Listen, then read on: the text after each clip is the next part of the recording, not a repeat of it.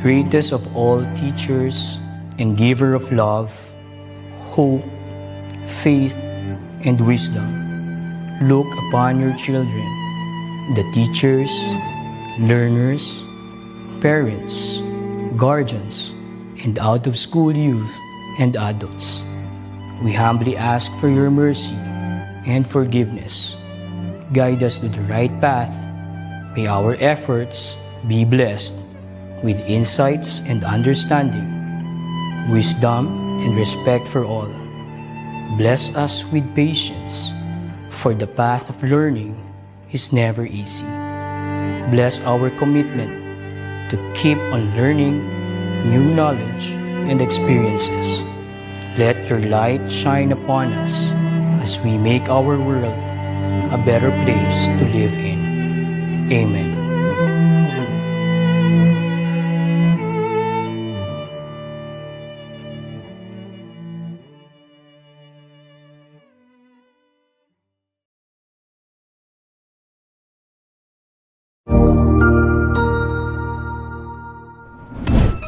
Cognizant to the needs of our learners, parents, and teachers, the Department of Education provided us with powerful tools for productivity that will allow us to foster critical thinking skills, problem-solving skills, communication and collaboration skills to be compassionate, responsible global citizens. Join us and discover new ideas in our series of professional development training program with the ICTS EdTech Unit and Microsoft Education Philippines. Together, we will equip our learners and empower our fellow educators for a dynamic future.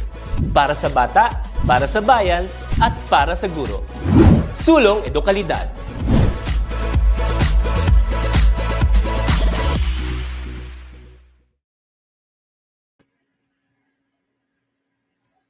An awesome and amazing morning to all our viewers. We are now in our third week and celebrating March as Women's Month. Ayan. So, of course, our theme for this week is all about engineering, building roadmaps for the future. Pag sinabi kasing engineering, that's a very broad topic, di ba?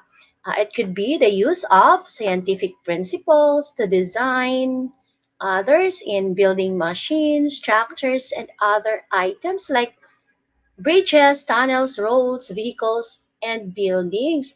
Pero marami pa talagang discipline no, when it comes to engineering.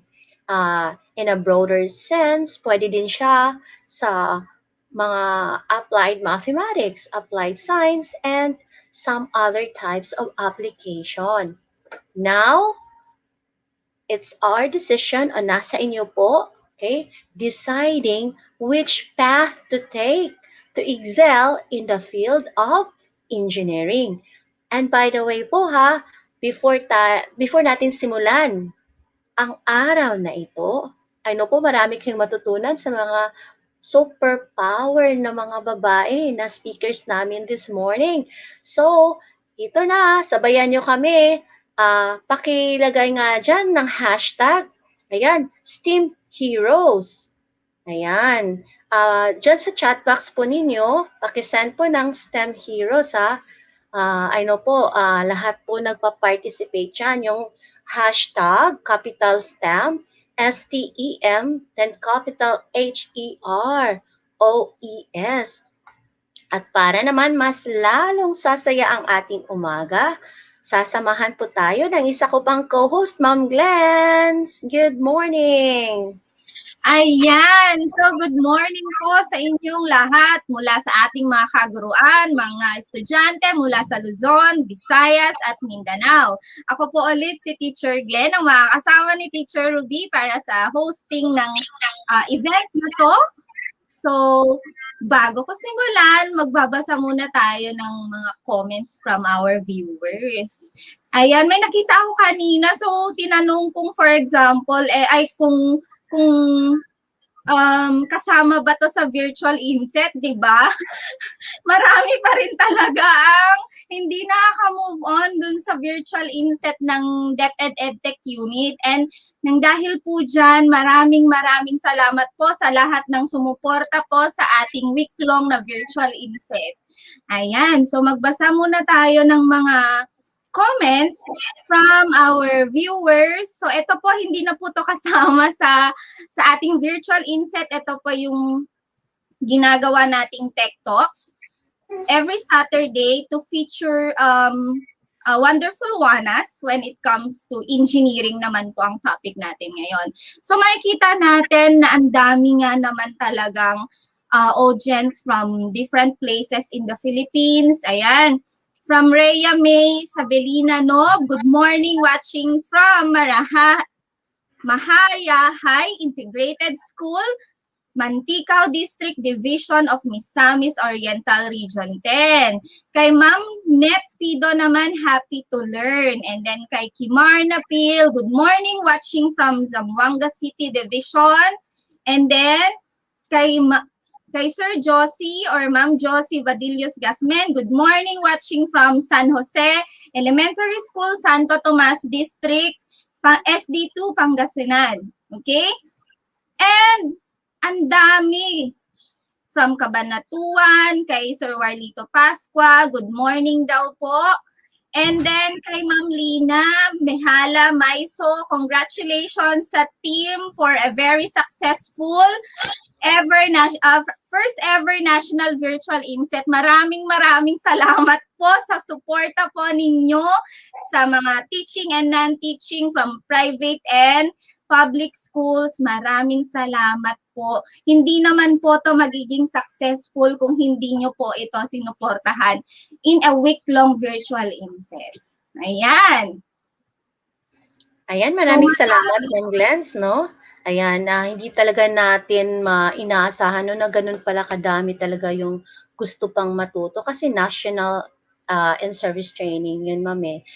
That's yun yung una at of course dapat maging bahagi tayo ng history sa Department of Education sa ating kagawaran. Ayan. And of course, ang umaga pong ito ay hindi po natin palalampasin ang CEO po ng Ondantis Technologies na magbibigay sa atin ng opening remarks.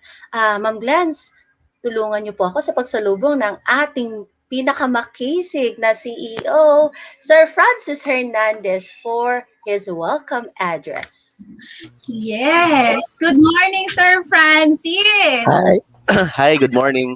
Yeah, so again, welcome to all teachers, educators, fellow students. I'm still a student because I'm still learning. So I believe that the learning is a process, it's a lifetime process, no. So again, we welcome you all on our third week, no. Nasa third week na po tayo ng ating celebration for International Women's Month. So today, excited po kaming lahat because we'll be presenting the topic pertaining to engineering. So it's titled Engineering Building Roadmaps for the Future. So imagine we'll be discussing today, our beloved speakers will be discussing about concepts.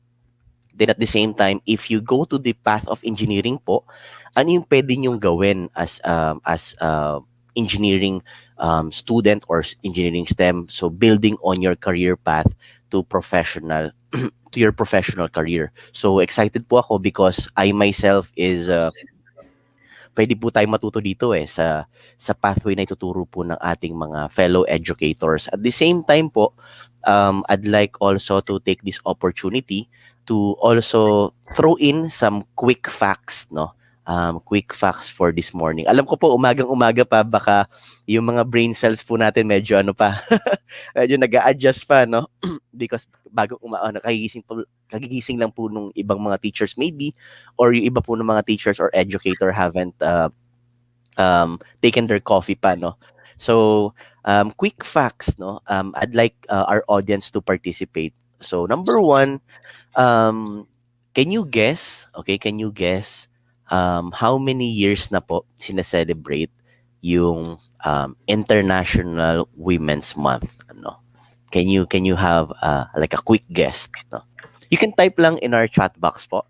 How many years, had been the International Women's Month is being celebrated across the globe? Okay. Actually, it originated in America po back then. Okay? So, okay, quick check. Okay, quick fact check. So, it was celebrated more than 100 years ago. Okay? More than 100 years ago. So, imagine halos 100 years ago na palang sineselebrate ang International Women's Month. It was first originated February 28, 1909. Okay? So, imagine, sobrang tagal na rin po pala, no? Yung International Women's Month. Now, I'd like, why are we doing this kinds of celebration? Number one is to showcase our fellow female professionals in the field of STEM. And number two, we want to remove that barrier when it comes to putting women in STEM because I don't know, baka narinig nyo na tong ganitong ano po, ganitong mentality. Naririnig ko po kasi back then nung bata pa po ako sinasabi, Dad, I wanna take engineering. For example, you're a female student, no? So, pag sinabi mo, Dad, I wanna be an engineer someday. And then, sometimes, marinig natin sa parents natin, ha? Engineering? Pang ano yan? Pang lalaking course yan, but engineering, no? May ganun po kasing ano may ganun pong mentality and hindi po natin may iwasan yon. So, again, I highly encourage to those parents kasi ako parent din po ako. I'm a parent of four kids right now. So and three of those kids are female, mga babae po yung sa tatlong anak ko po. So ako po for me in the near future once na lumaki na po sila and i-open nila sa akin, Dad, I wanna be an engineer. Dad, I wanna be an IT. Dad, I wanna be a scientist. I won't mention the word hey, panglalaking course yan or panglalaking tracks yan. I will mention them, what support do you need? Okay, as a parent po, I feel like that is the words that should come out of my mouth. No, what support do I need? What support do you need? And I'm very much supportive with the course that you plan to take push through. No, so I won't mention the word na na sana po in the future, especially to those young parents, in the future po sana pag binanggit po ng anak nyo, especially if you have like a female kid or maybe kung kahit pamangkin, no? Banggitin nila, I wanna be an engineer someday, I wanna be an IT someday. Sana po, supportahan po natin because currently, in statistics po, 50% in our labor force and 28% of it are estimated, 28% are females po. The rest, the remaining percentage are all males, no? In the field of workforce po, no? I'm just not referring to STEM, but across the workforce or in the industry. It's comprised by 28% female. Sana po in the future, it could be balanced out, no? But good thing, I'm seeing couple of engineers right now. I'm seeing couple of ITs that are female. Sana po dumami pa po, no? Because sabi nga po nila, like, kung naparod nyo po yung previous series natin, I think last Saturday, nabanggit po that females or women are born project managers, no? Because to be honest, my challenge as one of the head of the company is to really manage sometimes nag-overlap yung yung mga naiisip ko, so sometimes medyo messy, so I really need help of my colleagues that are female that are really that gives direction. So to be honest, they better give me direction on what to discuss and what to prioritize when it comes to management of tasks. So I really need colleagues that are female who can give direction. Sometimes kasi pag kaming mga lalaki nagdi-discuss, sobrang daming ideas na tinatapon. So sometimes it's kind of messy, to be honest po, no? So that's it. Again, we are all excited and we are here to welcome you all. So if you want to participate, please use our chat box. So you can use our chat box at the bottom of your screen. It's either at the bottom of your screen or at the right panel of your screen. So you can use that chat box to connect with us, and we'd love to connect with you, and we'll be reading all your comments po. Okay?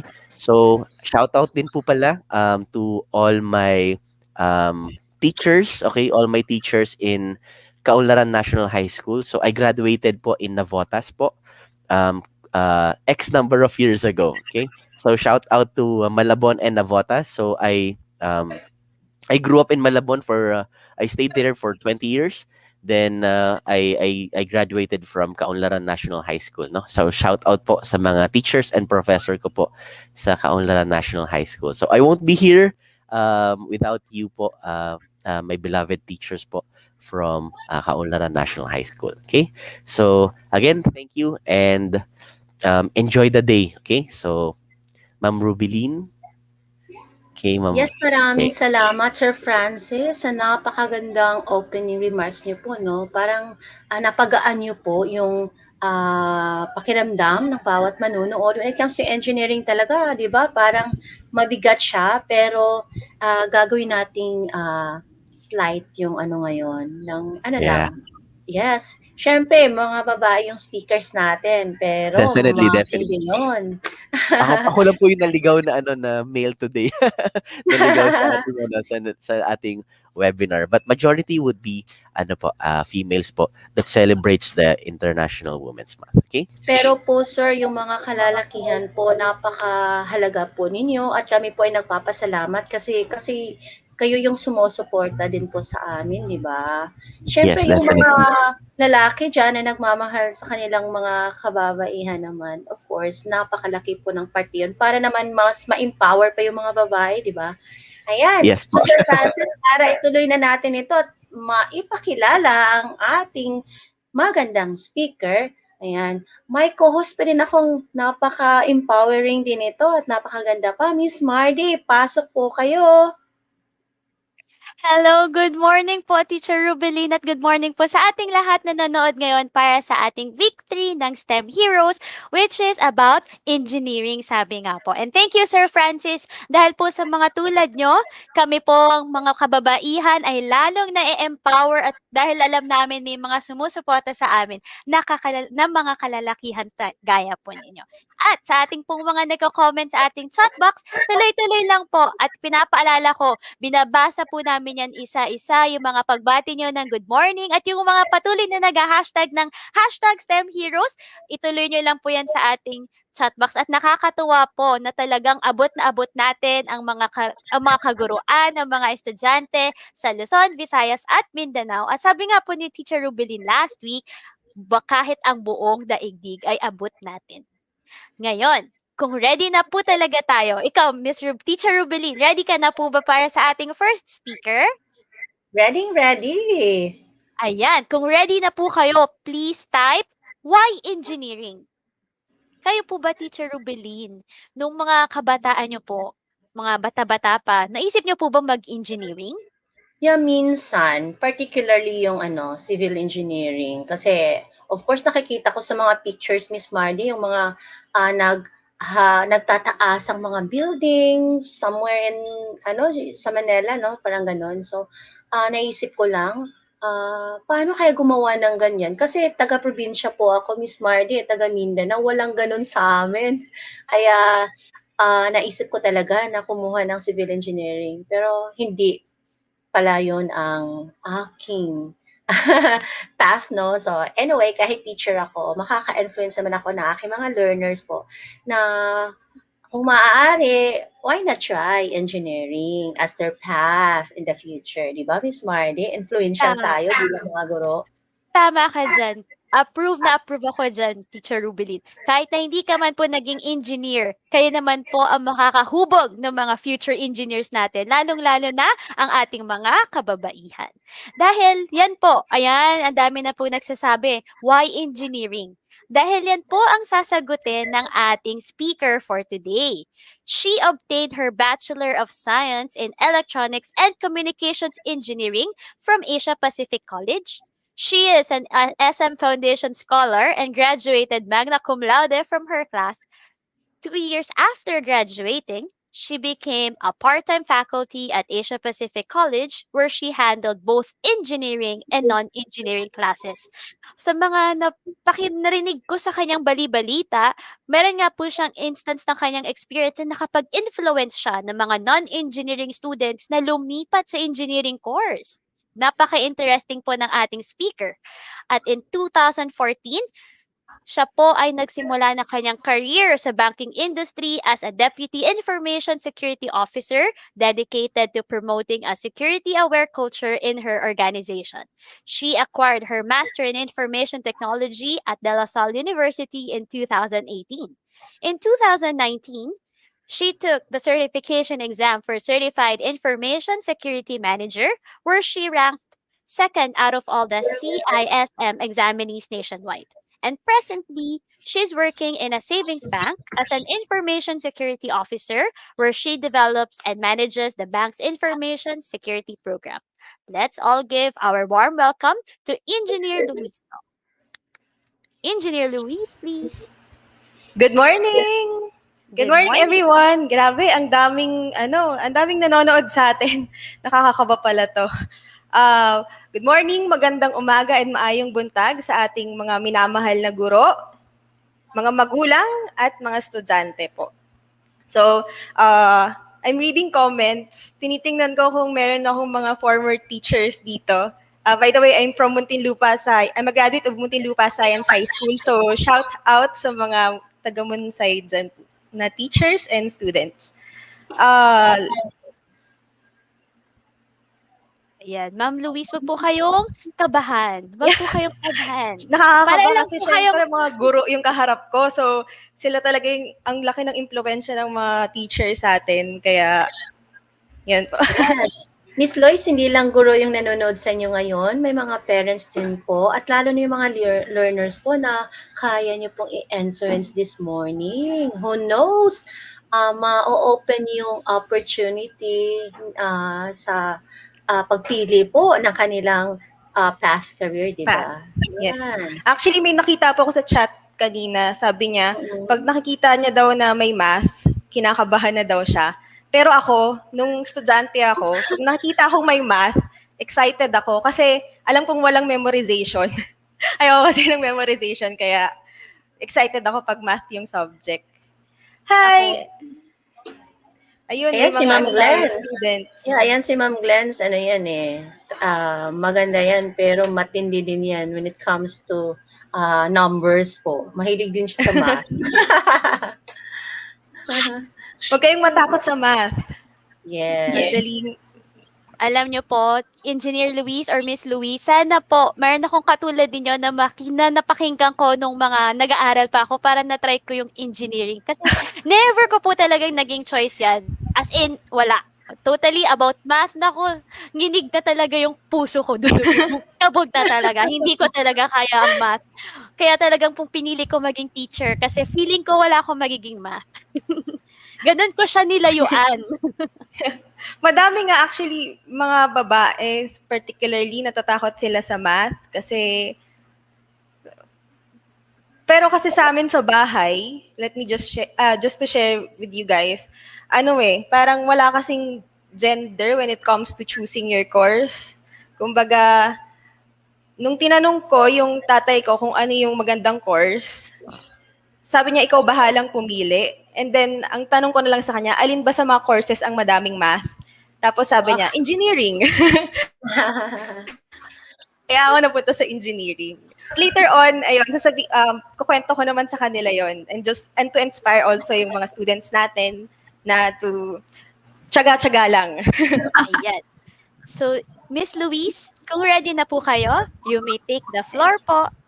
Thank you. All right. So, good morning again, everyone. Let me share first my presentation. There you go. All right. So, when I got invited to talk about my STEM experience, I went back to how it was 20 years ago. I asked myself, what was it that made me pursue STEM? Ano nga bang dahilan? Well, kanina nabanggit ko na nga.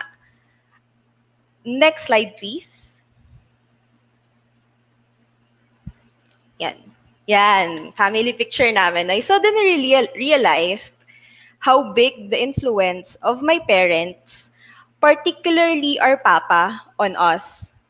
Believe it or not, our pastime, wait for it, is solving math problems. You heard that one right? Ang pinagkakaabalahan po namin nung bata kami ay mag-solve ng mga math problems. Now, how did he get our attention? Or paano kami napapayag ng tatay namin na mag-solve ng math problems? And when I say math problems nga pala, hindi lang to yung mga ordinaryong addition, subtraction, or what have you. Grade 3 pa lang kami, nagsasolve na kami ng mga worded problems like age problem, yung what is the age of girl A if she's twice the age of girl B 5 years ago. Mga ganun po yung mga math problems na sinasolve namin. So paano nga pala nakuha ni Papa yung attention namin? Ang ginagawa niya, at first, he would reward us. So sasabihin niya, kung sino makasolve ng ng problem na to would get 20 pesos, or kung sino mauna, siya yung bibilhan natin ng laruan. So syempre, excited kami, bata ka eh. But then as time goes by, we would solve math problems even without any material reward. Kasi yung feeling na nasosolve mo siya, tapos nauunahan mo yung mga kapatid mo mag-solve, natutuwa na kami. And the activity helps us achieve a competitive attitude. So you see, malaki din kasi yung influence ng parents in building a particular attitude dun sa mga anak po nila. Next slide, please. Yan. So, aside from solving math problems, our family bonded over different television shows like Sineskwela, Discovery Channel, I'm sure yung iba mapapangiti, and Digital LG Quiz. Digital LG Quiz, yan yung favorite naming family. I can still remember waking up at 9 a.m. every Saturday because the show will air at 10 a.m. So, ang gagawin lang namin dyan, paramihan kami ng masasagot na tanong. Yon. Fast forward to secondary school. Next slide, please. I took the entrance exam to get into a science high school. Fortunately, I got accepted. Thus, my actual STEM journey began. So, sa Muntinlupa Science High School, naalala ko pa yung rank ko nung nag-exam ako. It's 143. I love you. Diba? So, sa Science High School kasi, meron na kaming mga electives subjects for math and science. And I can still remember nung first year high school ako, meron akong scientific calculator kasi ang elective subject namin for math is business math. So first year high school, nagsosolve na kami ng mga principal, interest, and statistics, what have you. Yun. Tapos meron na din kaming calculus. Akala ko back then, lagi siyang in-offer to all high schools. Pero nung nag-college na ako, doon ko na-realize sa science high school lang pala siya mostly in-offer. Now, next slide, please. What have I gained in pursuing STEM? And hopefully, the students who are taking STEM will realize the same benefits as well. So, next po. First up, we have STEM improves creativity. Creativity is thinking outside the box. STEM students try to come up with unique ideas while solving complex problems with an interdisciplinary approach. So, na-improve niya po yung creativity ng mga bata. Next po. Aside from that, STEM increases team collaboration. Now, collaboration skill is the ability to work together for common goals. Some STEM activities are designed to be performed by a group. Working in teams will make students learn from each other. This skill is essential in every aspect of life, especially in the workplace. There will be days wherein you have to work alone. However, most of the time, you have to work with other people. Sa mga bata na nandito ngayon, sa mga estudyante po natin, yung collaboration is very important. In fact, kapag ka nagtrabaho na kayo, you will always collaborate. Yung mga companies nowadays, it's included in their capability matrix. So, pag marunong kayong mag-collaborate, mas mataas yung edge nyo sa iba. Next po. STEM also helps develop communication skills. Now, good communication skills are essential to allow others and yourself to understand information more accurately and quickly. Note that communication is not just about getting across what you want to say, but it's also about active listening. Students will improve their listening skills in STEM because they have to understand the task that they have to complete. So, yung mga STEM students kasi, may mga task na mahihirap, so kailangan nilang makinig maigi. Kaya pati yung communication skills nila na de-develop. Next po. Yeah. So STEM empowers critical thinking skills.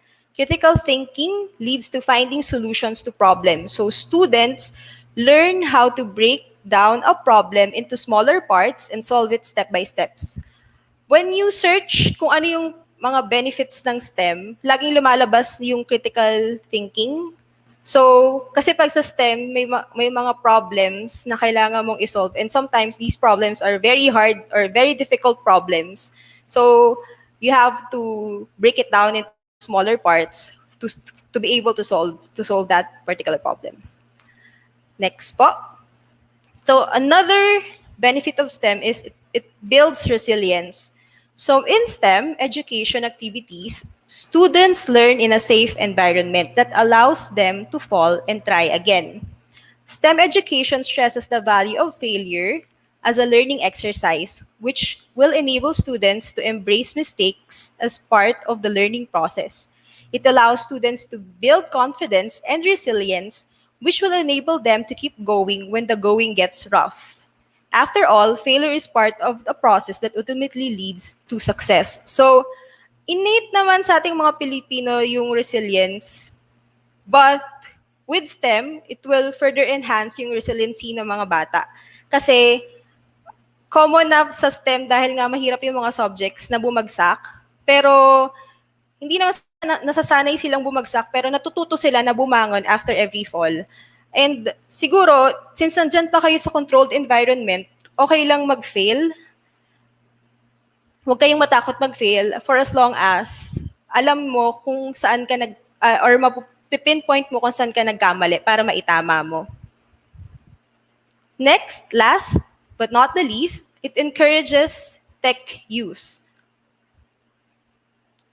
So, STEM learning teaches students about the power of technology and innovation. It will give them the upper hand in the global landscape as the world is becoming increasingly tech-centered. So it is very evident in the world today because of COVID-19. In just a few months, the COVID-19 crisis has brought about years of change in the way companies in all sectors and regions do business. Even sa academe or sa school, dati hindi naman natin to ginagawa, pero napilitan tayong gawin. Ang joke nga sa industry ngayon, parang ano yung driver or ano yung nag-push sa'yo to go to digitize your company? Is it your CIO or COVID-19? So, yung COVID-19 talaga, naging napabilis niya lahat ng kailangang gawin ng mga companies in terms of the use of technology. Next slide, please. In a nutshell, STEM education creates critical thinkers, increases science literacy, and enables the next generation of innovators. Critical thinkers and innovators are essential to any growing business or industry. So my exposure to STEM in high school prepared me for the next chapter of my life, which is college. So yun yung nabanggit ko kanina. Dahil nga sa training ko dun sa Muntinlupa Science High School, parang mas tumindi or mas naging malaki yung liking ko sa math and science. So, college, naging first choice ko talaga yung engineering. Next slide, please. And to further encourage our students who are taking STEM, here's the list of top 10 emerging jobs here in the Philippines for 2020. So as you can see, yan, sa mga nagsistem dyan, tingnan nyo na lang yung magiging mga trabaho nyo kapag ka nakagraduate na kayo. So majority, if not all, are STEM related. I hope this encourages you to take up engineering or technology courses when you enter college. Sa mga takot sa math, huwag kayong matakot. Ang lagi ko lang sasabihin sa inyo, yung bunso ko kasing kapatid, just to share, takot siya sa math. Pero pagka tinuturuan ko na siya, nare-realize niya, ay, mukha lang palang mahirap, pero pwede ko pala siyang i-transform into an equation na mas madaling intindihin. So, ganun lang siya. Gugulatin lang kayo sa simula, pero nagbabalat kayo lang yun. Madali lang pala talaga siya. So, for teachers naman who are teaching engineering and technology, learning courses are available online. So, since shinare ko yung report from LinkedIn, if you have an account in LinkedIn, may mga learning courses po doon. So, for example, nag-offer sila ng mga about Python for data science essential training, machine learning, and AI foundations. So, madami po doon sa LinkedIn. And you can add me sa LinkedIn din po. Next. So, moving on, let me share with you naman the Microsoft tools which played a vital role in my STEM journey. So I've used many Microsoft tools, but I'll focus my discussion on my favorites and my most frequently used one. So here, as you can see, I use Microsoft Visio in creating flowcharts, org charts, data flow diagrams. Yan, gamit na gamit ko yan sa office, process flow diagram, and many more. Next up, I used Microsoft OneNote when I was taking my grad school. So si Microsoft, na-distract ako dun sa comment, pero sabi, true, math, madali lang yan. Opo, madali lang po talaga yung math. Natatakot lang yung mga estudyante, kaya siguro minsan napapahinto sila or whatnot. But anyway, going back to my discussion, so, yun, si OneNote, ginamit ko siya nung nagtitake ako ng grad school, particularly nung ginagawa ko yung capstone project ko. Mahilig kasi ako magsulat ng mga kailangang gawin. So, kaya lang nung time na nag-grad school kasi ako, laptop lang yung lagi kong dala. So, I use OneNote in taking down notes. And lastly, my favorite. Ito siguro kung meron akong kung meron akong masasuggest sa mga teachers na sana high school pa lang naturo na, it would be yung Microsoft Excel. Although basic naman yung Microsoft Excel, pero ang dami niya kasing functions that are very useful. So, I started using Microsoft Excel in high school, but I became a heavy user since I started working. So in every industry na napupuntahan ko, Microsoft Excel has always been my best friend. From the manufacturing company, as a design technical engineer, ginagamit ko na yung Excel. And I've used all of its features like from calculation, graphing tools. Graphing tools, importante yan kasi pagka nagpe-present na kayo sa management, normally graphs or yung mga charts yung na-appreciate nilang presentation kasi yun yung language na mas kaya nilang intindihin. Pivot tables, pivot, and of course, meron ding macro programming sa Excel, which is very useful. So, yun, maganda siguro sa grade 12 pa lang na ituturo na to para pagdating nila ng it's very, very useful. By the way, next slide, please. If you want to learn more about Excel, so in the Microsoft website, they have it there. Yan, may mga formulas and what have you. You can check that out. All right. So, next slide, please. Let me share with you naman my takeaways. Ito yung mga, mapapayo ko sa mga bata, sa mga students who are taking STEM, and of course, siguro, pwede ko ding i-share to sa mga teachers para alam din nila how to handle their students.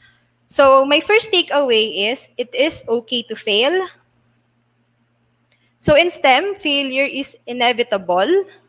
At least once in your STEM journey, you will fail an exam. That's normal. And your project won't work when you present it. Siguro may iba sa inyo mapapangiti na minsan yung magpe-present ka na ng project, gumagana yun kanina, tapos biglang hindi na lang gagana pag nagpe-present ka. Yung feeling mo, yung project mo, nararamdaman yung stress mo. So, yun. Don't get discouraged. Take failure as an opportunity to learn further. Remember that failure is not the opposite of success, but failure is part of the process of success. Ito, hindi ko to masyadong kinukwento sa mga tao kasi dati nahihiya pa ako. Pero I'll share it with you. Siguro this is one of my biggest failure all throughout my career or all throughout my life. I joined the company in 2012 wherein kailangan mapasa mo muna yung training bago ka nila i-absorb. Yung training na yon is very intensive training. Kasi you have to pass 9 short exams. The passing grade is 85 if I'm not mistaken. And then after the 9 exams, you have to take one final exam. So, luckily, napasa ko na yung 9 exams. However, ayan na. Yung final exam, ang nangyari nun, well, I'm not blaming the company, okay? Ang nangyari nun, day 1 tsaka day 2 kasi yon. Yung day 2 napunta sa day 1, yung day 1 napunta sa day 2. So, syempre, sa exam kasi, parang prepared kami for the day 1, but we're not prepared for the day 2. So, ang nangyari nun, bumagsak kami dun sa final exam. So, dahil bumagsak kami, hindi kami inabsorb ng company. So, sobrang sakit nun kasi, di ba, syempre, 4 months kang nagte-training, tapos biglang napasa mo yung 9 exam, isang exam na lang yung kailangan mong ipasa, hindi mo pa naipasa. So, ano yung lesson na nakuha ko from there? Ang una, of course, it's okay to fail. And the second lesson that I've learned is, sa buhay, hindi naman kasi sasabihin sa'yo kung ano yung magiging problema mo bukas. Hindi naman sasabihin sa'yo na, ito yung problema mo bukas, ito sa susunod na bukas. So, isusurprise ka na lang in life, isusurprise ka kung ano yung problemang ibibigay sa'yo. Kaya you always have to be prepared. So, yun yung natutunan ko na hanggang ngayon, dala ko siya kasi yun yung natutunan mo from that particular failure. So, sana yung mga students din natin ganun. Pag nag-fail, sabi ko nga, it's okay to fail, pero wag nyo namang sadyain. Pero pag nag-fail kayo, ask yourself, ano yung pwede kong i-improve? Yun. And then next slide po. Collaborate. So, again, collaboration, kapag marunong kang makipag-collaborate, you'll go a very long way. Collaborate, acknowledge that you cannot solve some problems on your own. I cannot stress this enough, but if you know how to collaborate, and if you acknowledge that collaboration is important, it would be easy for you to adjust in any situation. So, makipag-collaborate kayo sa mga klase nyo. Don't be afraid to ask for help kasi talagang sa STEM, mahirap talaga. Next slide, please. Next, take a break. Have a KitKat. Joke. Yan. So, you must take a break from time to time. Do not be too hard on yourself.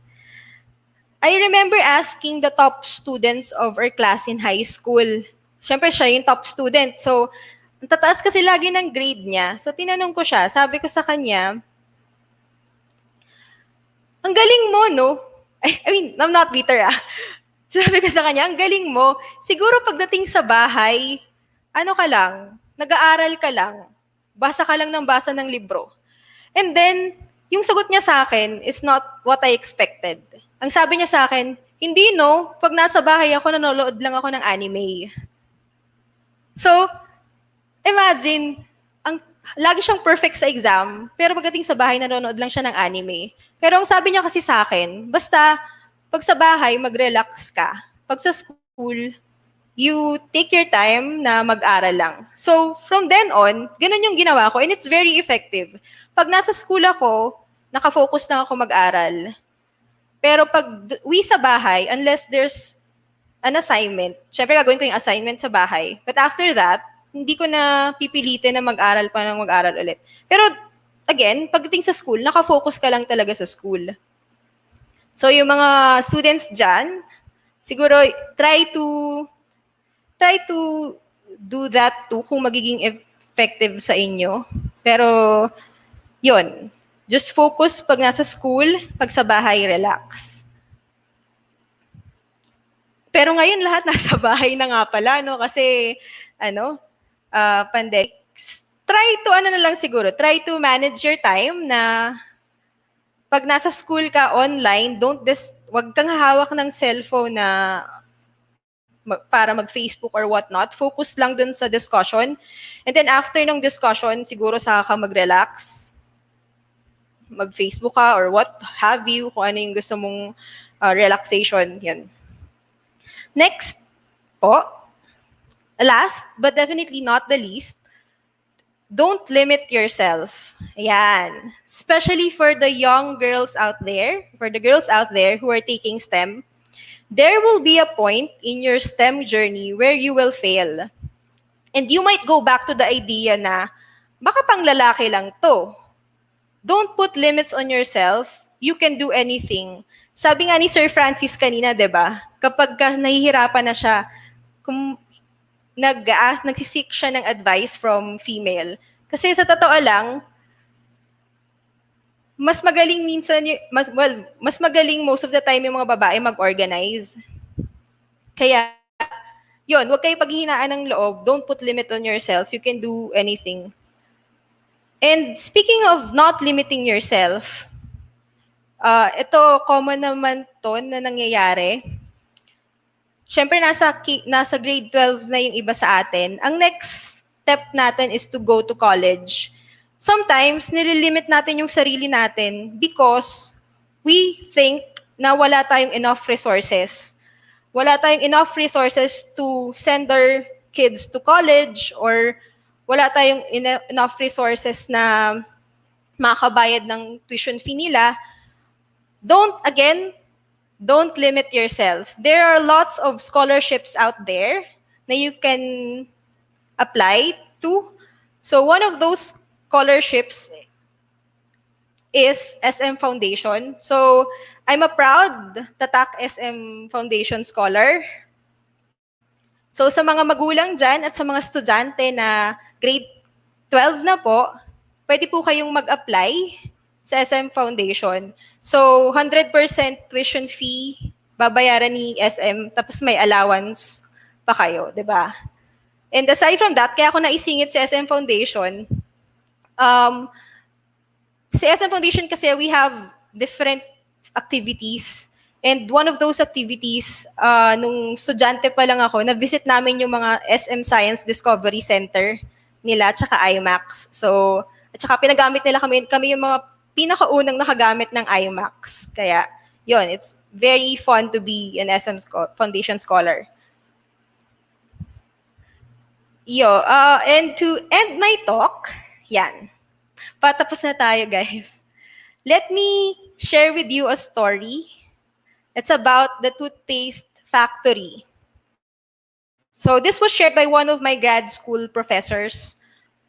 I'm just gonna read it off the internet para wala akong makalimutang a detail. Alright. So ito yung story ng toothpaste factory. A toothpaste factory had a problem. Now, due to the way anong problema nila? Due to the way the production line was set up, sometimes empty boxes were shipped without the tube inside. So, napapadala daw yung toothpaste box na wala yung toothpaste sa loob. People with experience in designing production lines will tell you how difficult it is to have everything happen with timing so precise that every single unit coming off of it is perfect 100% of the time. Small variations in the environment, which cannot be controlled in a cost-effective fashion, mean quality assurance checks must be smartly distributed across the production line so that customers all the way down to the supermarket won't get frustrated. So, you still follow?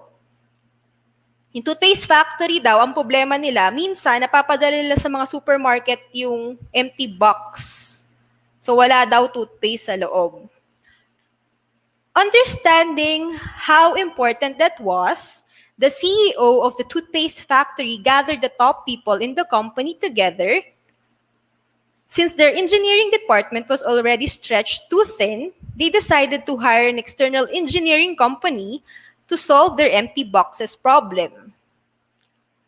So the project followed the usual process: budget, project sponsors allocated, request for proposal, third party selected, and 6 months and $8 million later, a fantastic solution was delivered. On time, on budget, high quality, and everyone in the project had a great time. Now, ano nga ba yung solusyon nila dun sa problema nila? The problem was solved by using high-tech precision scales that would sound the bell and flashlights whenever a toothpaste box would weigh less than it should. The production line would stop, and someone had to walk over and yank the defective box off the line, then press another button to restart the line. So, ang naging solusyon nila dun sa problema, bumili sila ng high-tech precision scale.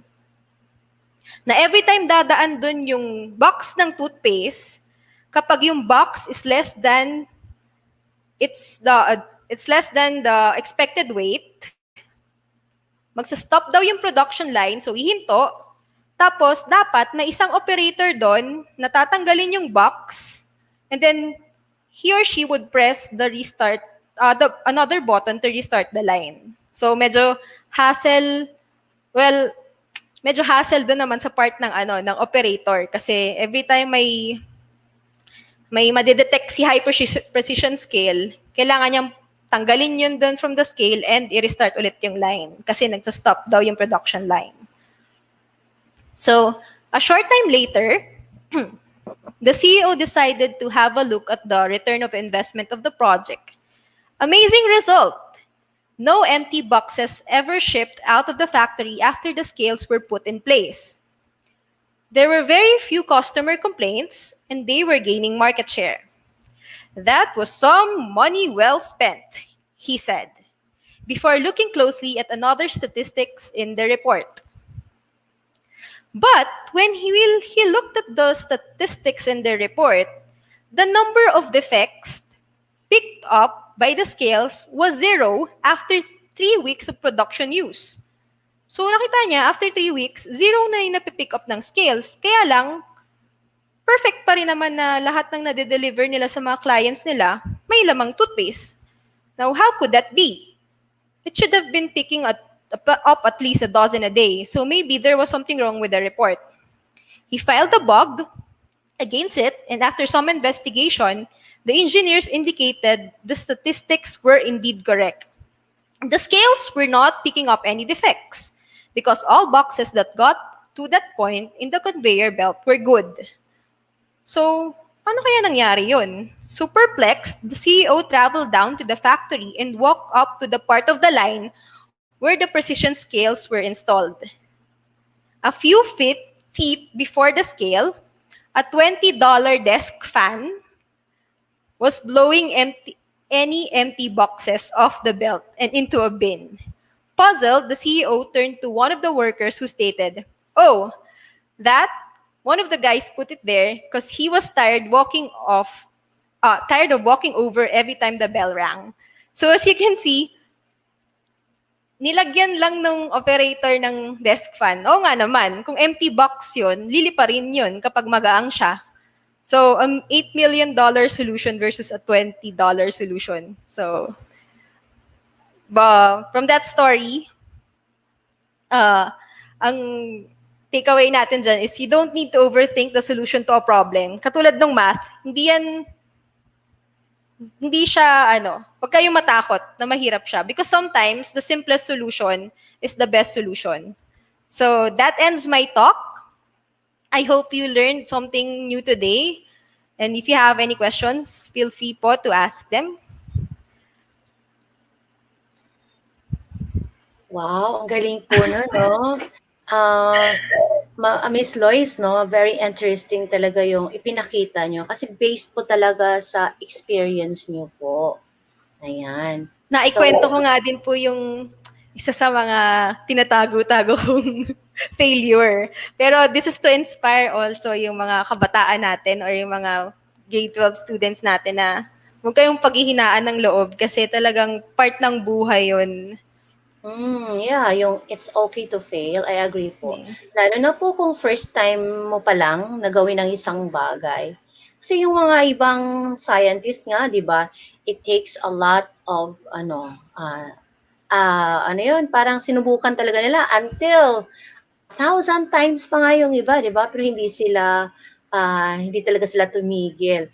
Anyway, Engineer Lois, alam naman natin na sa engineering, marami talagang skills na dapat i-showcase no ng isang applicant, for example, in a certain position like problem solving, yung iba naman computer science skills, industry skills, yung iba meron pang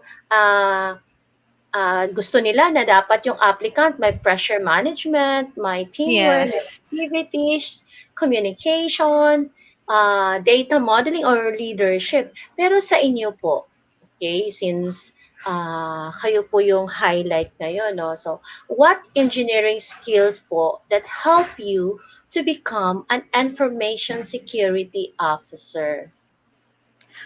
For me, the most important all the skills na you learn from STEM is yung collaboration skills talaga.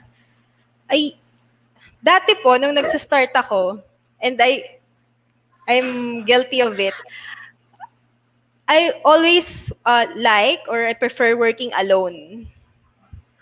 Kaya lang po, nung nandun na sa corporate world, hindi po talaga yun maiiwasan na you have to work with a team. Hindi pwedeng ikaw lang eh. Kasi mas maganda, may mga kasama ka. Sabi nga nila, 2 heads are better than 1. So, dapat may mga kasama ka para mas maging maganda yung output nyo.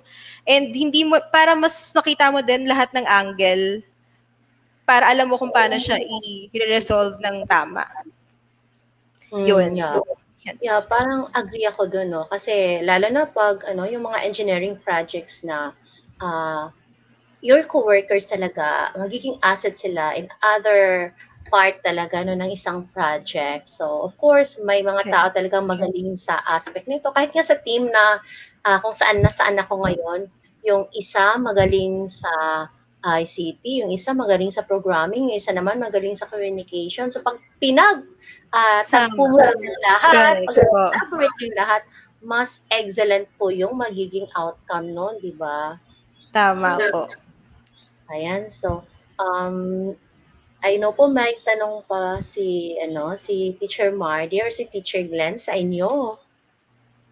Siguro ako po, Miss Louise. Ako talaga kasi parang yung nag-share po kayo nung naging experience nyo from the time na pumipili kayo ng course hanggang sa nag-work pa kayo.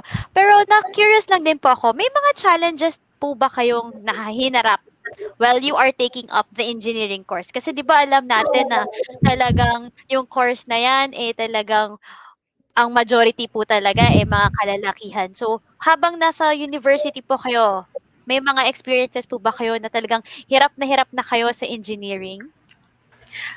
Good question. Actually, comparing high school and college na nagte-take up na ako ng ECE, sa totoo lang po, mas iniyakan ko yung high school. Totoo po. Ah, shout out again sa mga taga Muntinlupa Science High School. Kasi sobrang intensive yung training. Sobrang talagang aside from science and math kasi meron pang mga extracurricular activities. Pero yung natutunan ko from there, yung nakuha kong skills dun sa science high school, na-apply ko kasi siya pagdating ng college. Kaya pagdating ng college, parang hindi naman sa sinasabi kong madali. Pero hindi na siya ganun kahirap as high school. And kung may ding challenge doon, syempre babae, may mga times na sasabihan ka na na hindi naman yan magaling, hindi yan makakapasa ng board exam. Nasabihan ako noon once, pero sabi ko sa sarili ko, hindi naman natin malalaman kung hindi ko itatry. So, luckily, may kasamang luck. Yung board exam kasi ako naniniwala ako na hindi porkit magaling ka, makakapasa ka agad.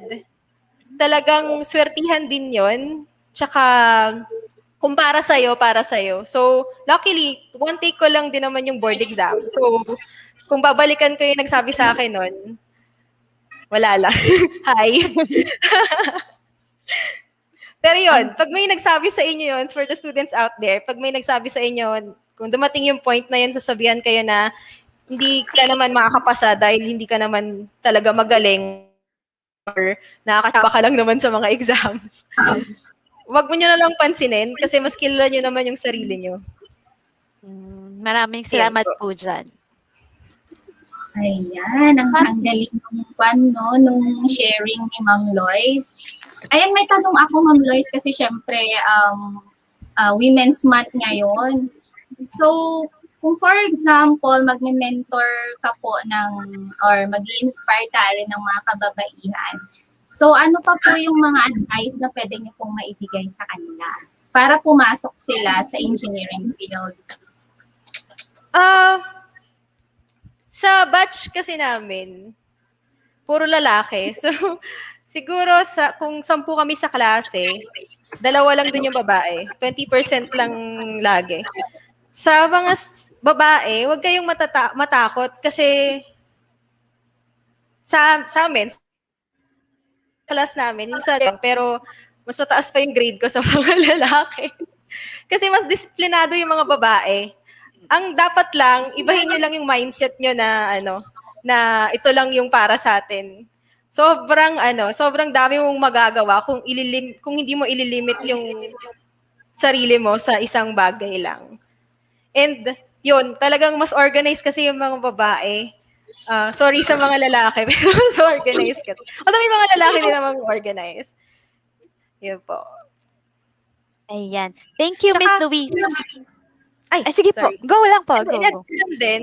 Ito, take this opportunity na konti pa lang yung babaeng nasa engineering. Kasi kapag pumasok ka, tapos babae ka, mas mapapansin ka agad.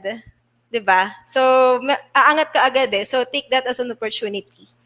And may nabasa din po pala ako sa chat. Sabi, thank you daw sa akin. And to add lang po, collaboration, knowledge sharing is a key to the ladder of success. Totoo po yun. From Ma'am Zenaida. Tsaka meron pa dito, Miss Luiso. Sabi, nag-agree din sa'yo si Miss Corazon. Sabi niya, correct me, Ma'am Luis, God gives negative and positive surprises to all of us to test our faith. I love your topic. Correct po. Di ba, Ma'am? Marami Yes na kayong po. nai-inspire sa umagang ito. Thank you Ang po. galing kasi talaga, Ma'am Teacher Mardy at saka Teacher Bilin, yung mga sharing. Kasi it's actually very important that yung inspiration mag-start talaga sa family. Correct. It always starts with the family. Kasi kung open yung, or for example, diverse na nga kayo dun sa bahay ninyo, tapos hindi pa ninyo susuportahan yung isa't isa, parang ang labo talagang abutin actually yung goal mo sana. Lalo pag most of the family members lalaki, di ba? So gusto din kasi nung iba dapat pang lalaki din kasi yung kunin mo. No. So, parang ito kasi yung avenue natin na para i-feature naman yung kababaihan, wherein nag-stand out din naman tayo in a particular field pag pinag-aaralan natin to ng mabuti. Hindi naman po porket babae ka or lalaki ka. Yes, that's good po, no? Yes, Teacher Glance. That's why nga, yung isang slide na pinakita kanina ni Engineer Lois, yung don't limit yourself. Grabe, gusto ko po talaga to, teacher. I mean, Engineer Lois, no? Kasi, yes, I agree. Let's not limit ourselves. Ibig sabihin na pag babae ka, hanggang dyan ka lang. Hindi naman ganun yun. Many people talaga limit themselves kasi to what they think they can do. Pero as long as we can go, as far as your mind lets us, kaya natin to. Walang imposible. Pag ginusto talaga natin, no? Pero yung mga tao po sa ating kapaligiran, yung pamilya natin, yung co-worker natin, yung mga subordinates nga, minsan natututo din tayo sa kanila. Yung mga kabataan niya, kahit sa anak ko, natututo ako sa kanya, di ba? So, lahat, pag pinagsama, mas marami tayong matutunan. Lalo na yung mga leaders natin. Tinitingala natin sila. So, they are very good people na dapat pasalamatan naman natin. We should be grateful to all of them. Kahit yung mga basher, yung mga negative people, teachers po natin yun, di ba? Ano din po natin sila. Magiging parang sa buhay po nila, magiging mentor din po natin silang lahat. Ayan, so, para naman mapakinggan natin yung side naman ng ating mga viewers, may activity po tayo via mentimeter.com. So, yung mga viewers namin, pakipunta naman po sa menti.com. Ayan, ready na si Menti, no? Ayan, so, again, everyone, pakipunta sa using any browser, kahit anong browser, punta kayo sa menti.com. Alright. Then sa menti.com po, may code po dyan na dapat i-enter ninyo. Okay? Yung code po sa ating mentimeter.com is 15037711. Okay? Sana po mag-participate kayo para naman mapakinggan naman yung mga isinapuso at nasa isip niyo ngayon. Kami po ay napapasalamat kay Engineer Lois kasi we know na nai-inspire niya ang ating manunood this morning. Kasi hindi lang yung success ang ipinakita niya, kahit yung mga challenges, yung failures niya, talagang ibinahagi niya sa atin. Ayan. So, in a while, makikita natin yung slide ng Mentimeter, no? So, Teacher Rubilin, habang yes. inaantay natin yung slide, may nakita kasi ako dito, napakagandang comment from hindi ko po mabasa yung pangalan. Sana po tama yung mababanggit ko. Nabmil or Nariam. Ang sabi, that's true. Marami na rin po akong naging failures at maraming tao na rin ang nanubok sa aking mga kakayanan. We cannot please everybody. Just do what you want to do hanggat kaya mo at hindi ka nakakatapak sa iba. Just be you and be an inspiration to others. Thank you, Engineer. Nakarelate po ako sa mga experiences nyo. Ayan, Ma'am Luis, meron na naman kayong na-inspire ngayong araw na ito. Thank you. Diba? Yes. Ang galing kasi talaga ni Engineer, no? At saka, napapansin ko rin kasi yung mga kabataan ngayon, it's very important kasi na parang meron kasi silang notion na to see is to believe. So it's very important that kung for example, gusto mo i-inspire talaga yung mga kababaihan, be a mentor or you stand out yourself for a while. Kung for example, ikaw man yan. So ipakita natin na meron talagang nag-excel na babae sa field. Kasi mas na-encourage at na-inspire natin talaga yung mga kabataan. Kung nakikita nilang meron talaga namang babae. Kasi kung lalaki kasi yung nakikita nila, hindi talaga natin naiwasan yung stereotyping sa field. Lalo pag engineering. Thank you po. Ayan, so yung nakapasok na sa Mentimeter, yan yung code 15037711. Ayan, sana nakapasok na kayo. At in a while, makakita natin yung result ng Mentimeter.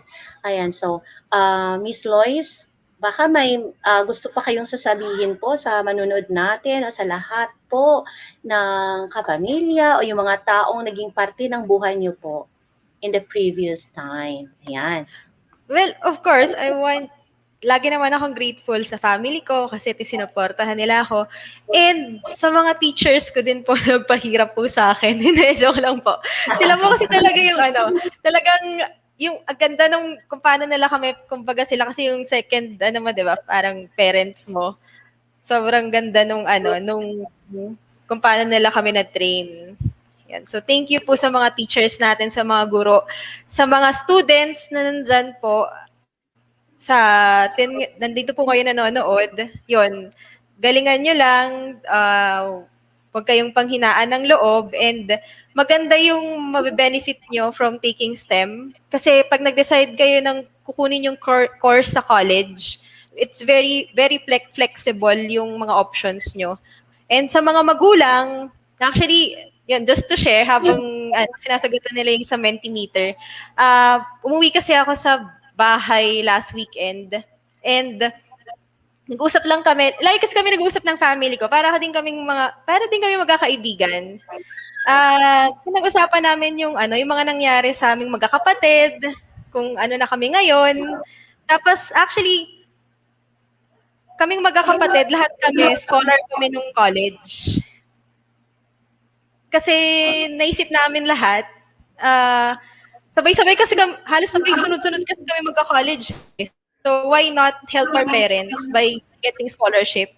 So, yun, kasi parang nung nagkukwentuhan kami ng parents ko last Saturday, parang sabi namin, yung iba parang humihinto dahil wala nang pang-college, pero hindi nila tinitingnan yung mga options na ang dami-dami talagang scholarships na ino-offer here in the Philippines. And kung gusto nyo sa abroad naman madami ding scholarship na ino-offer abroad. Yun po. Yan, tama po. Aside from scholarship, may mga mag-aaral din po tayo na they are working at the same time studying. Yes. Saludo po ako sa kanila. Yung time management pa lang, ang hirap na no, nag-aaral ka tapos nagtatrabaho ka pa.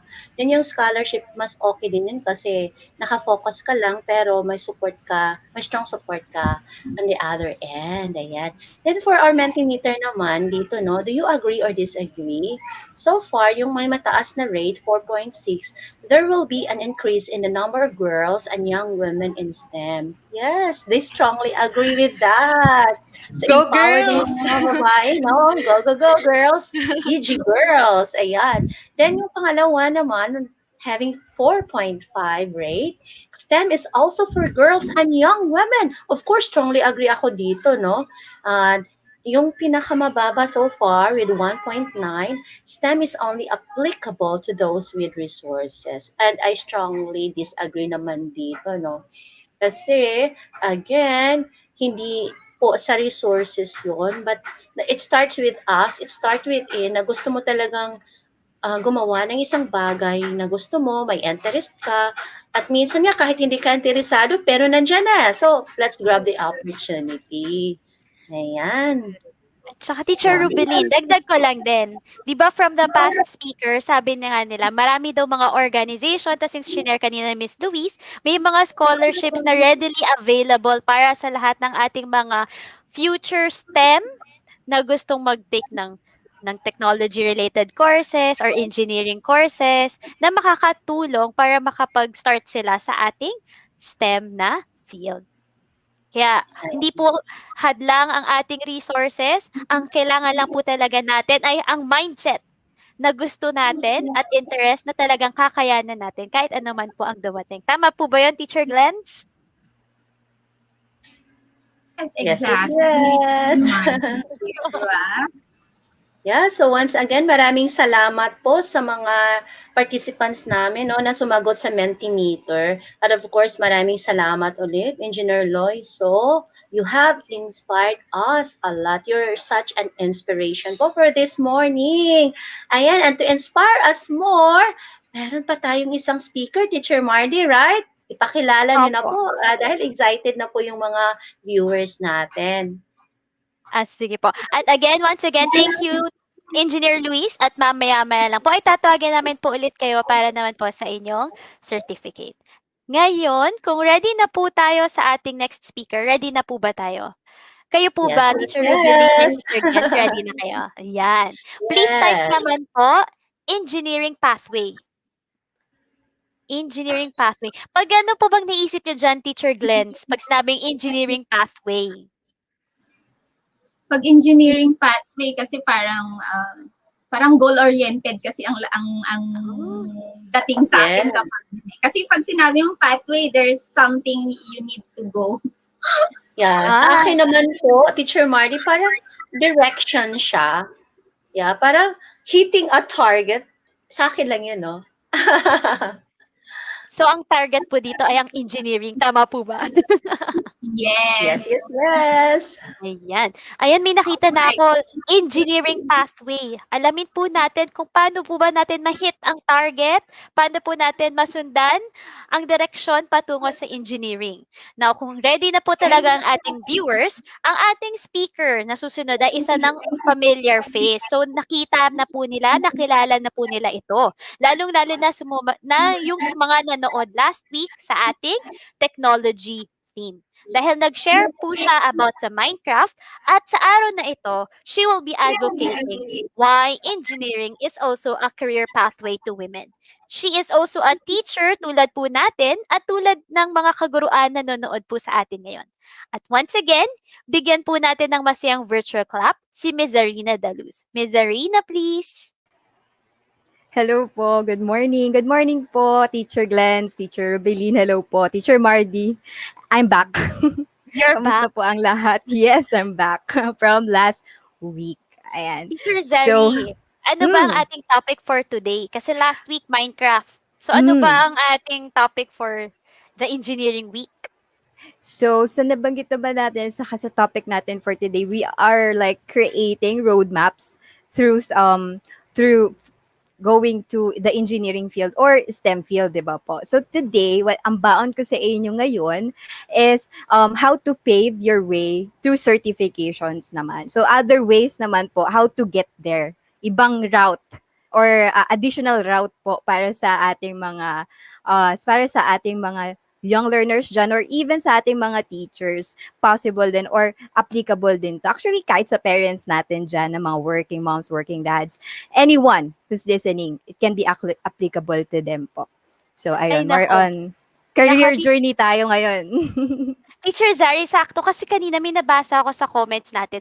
Nagtatanong, paano daw ba ang Microsoft certification? So ayan na pala ang sagot. Ikaw na po pala ang kasagutan sa mga nagtatanong sa ating chat box. Wow, ako na ang kasagutan at sana nga masatisfy ko ang kanila expectation para masagot yung kanilang mga questions. Ayan. So medyo kinakabahan ako. Ang dami nating viewers ngayon sa dami nila. My God, from all the way from Cebu to Bicol to Palawan even. Wow, hello teachers. Sana okay po tayong lahat dyan sa ating mga bahay-bahay. Ayan.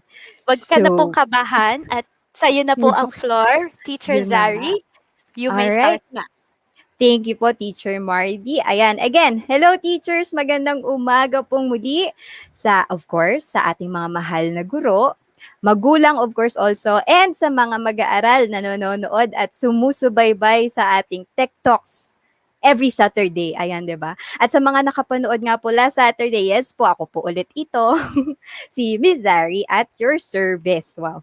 Siyempre, meron na naman po akong baon para sa inyo today, like what I have mentioned, na hopefully can help you teachers and parents to support your learners, children, to their future career choices. Yung bang mag-guide natin sila sa mga choices nila for their future career as early as today. Lalo na po sa mga magulang, hindi ho ba sa bahay nagsisimula ang paghubog ng ating mga mag-aaral talaga eh.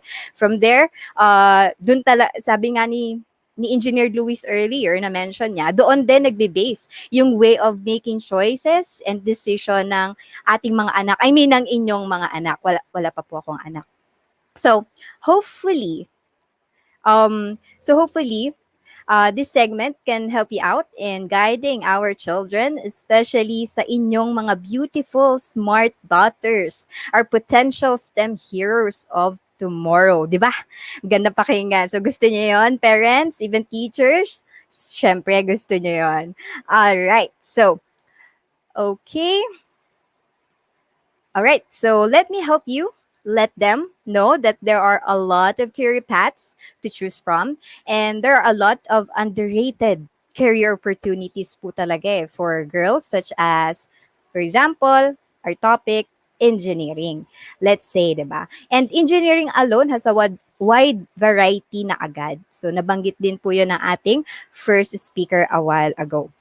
Okay, so this time, for us to learn and be informed with such opportunities. So for today, I will discuss with you how to pave a way to a successful career, or how to build or how to jumpstart your career, your child's career. Actually, it can be everyone's career journey through certifications. So yun po yung aking itatakal for today.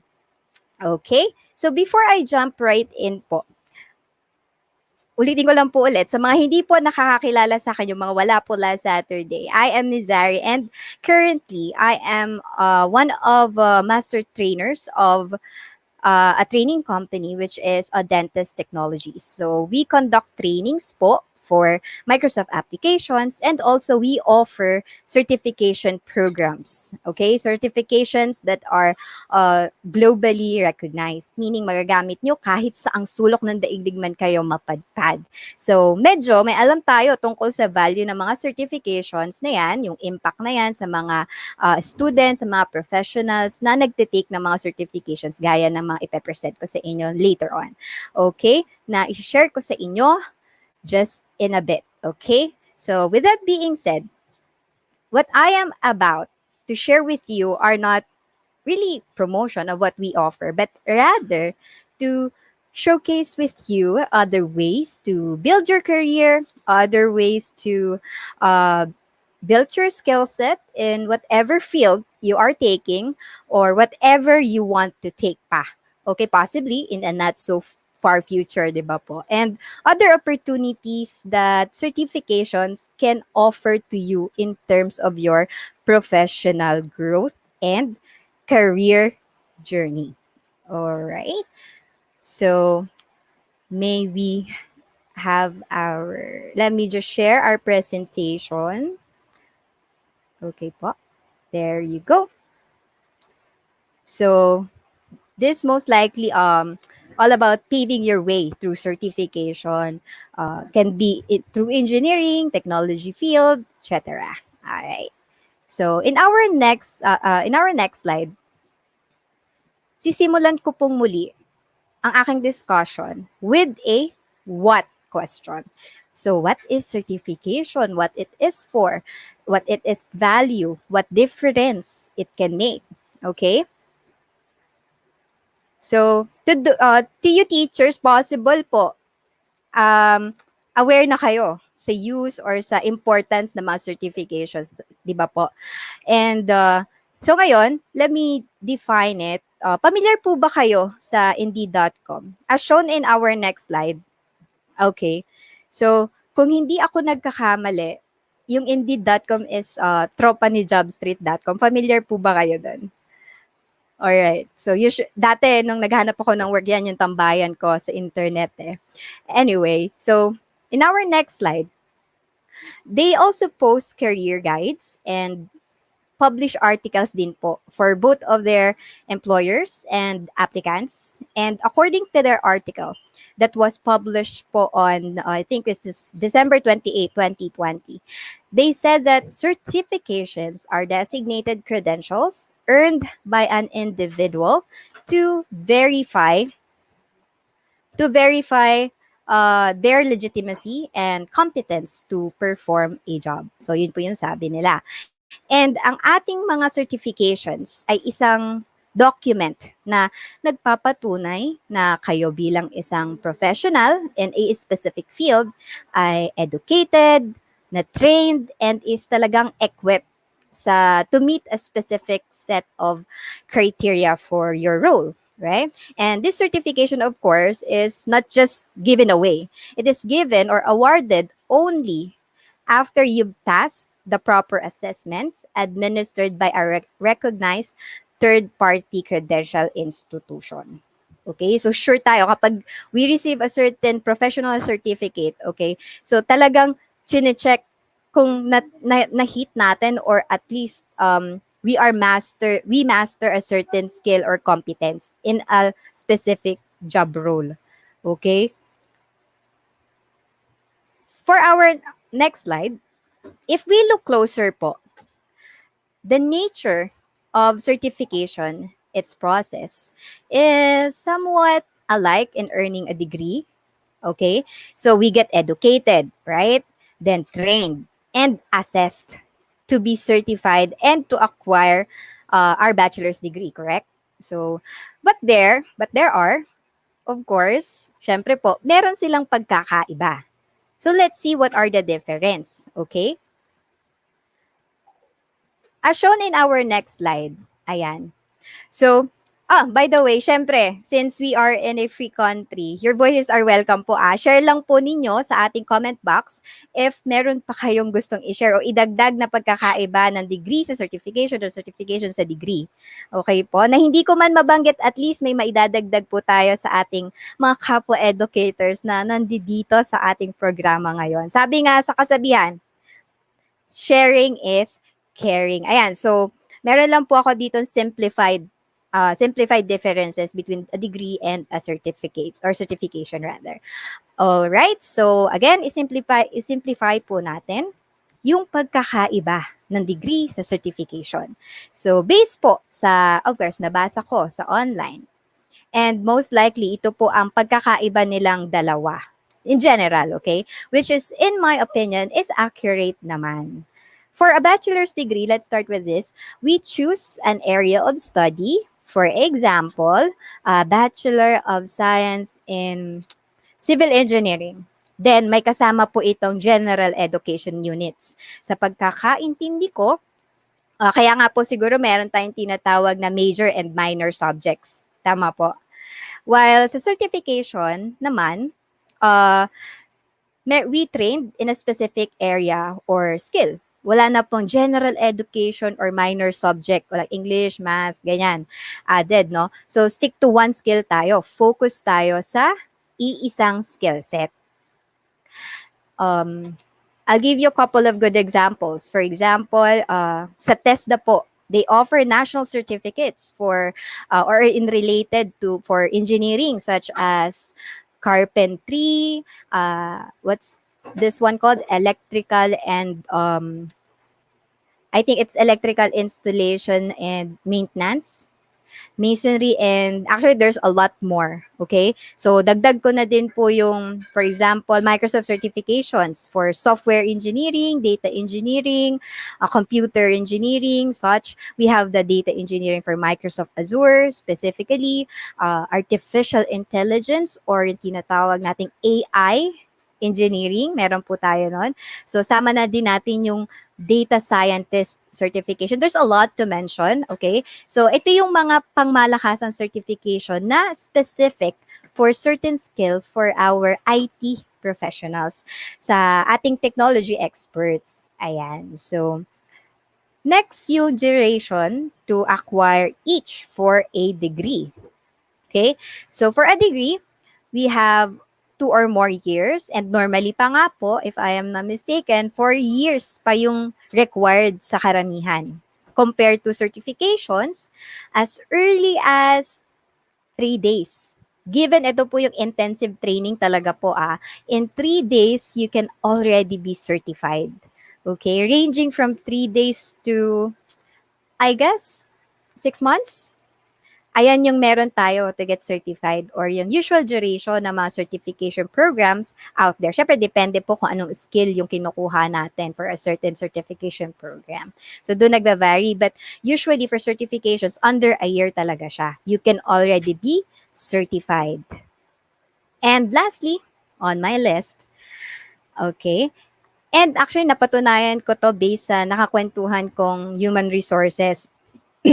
Excuse me. She is the head of human resources sa isang company. construction company ata ito. Kung nakalimutan ko, patawad agad. But I think meron na siyang 10 years of experience sa field. Medyo matanda na siya. Well, joke lang. So, baka nanonood siya ngayon.